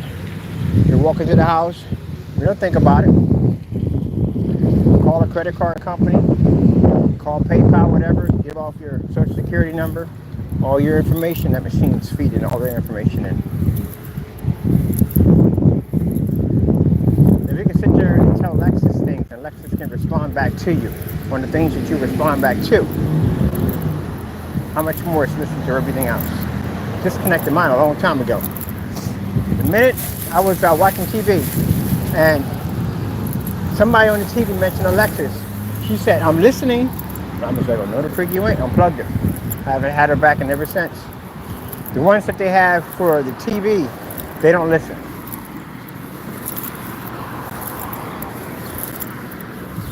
So, the one place they couldn't get a microphone and camera in, they got it now.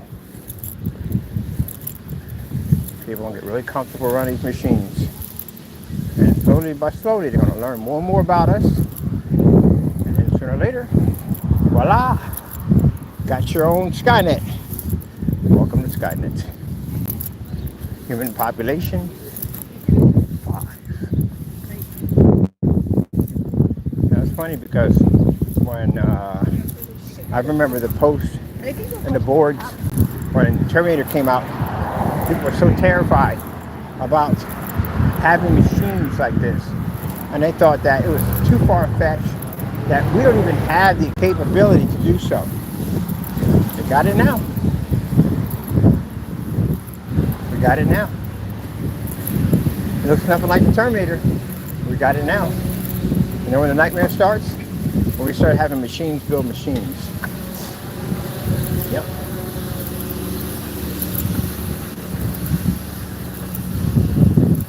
In the military, teaching them how to become weapons. That's even worse. Yep.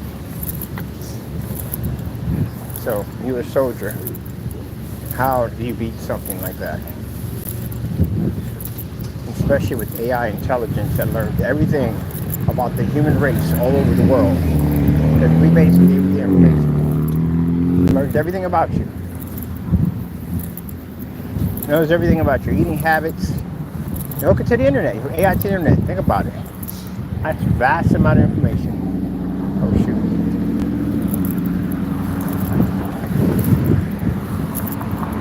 What do you think Skynet did? Locked into our defense system and launched warheads. Had all the access codes. Learned it that quick. All the access codes it learned to fire off every single warhead.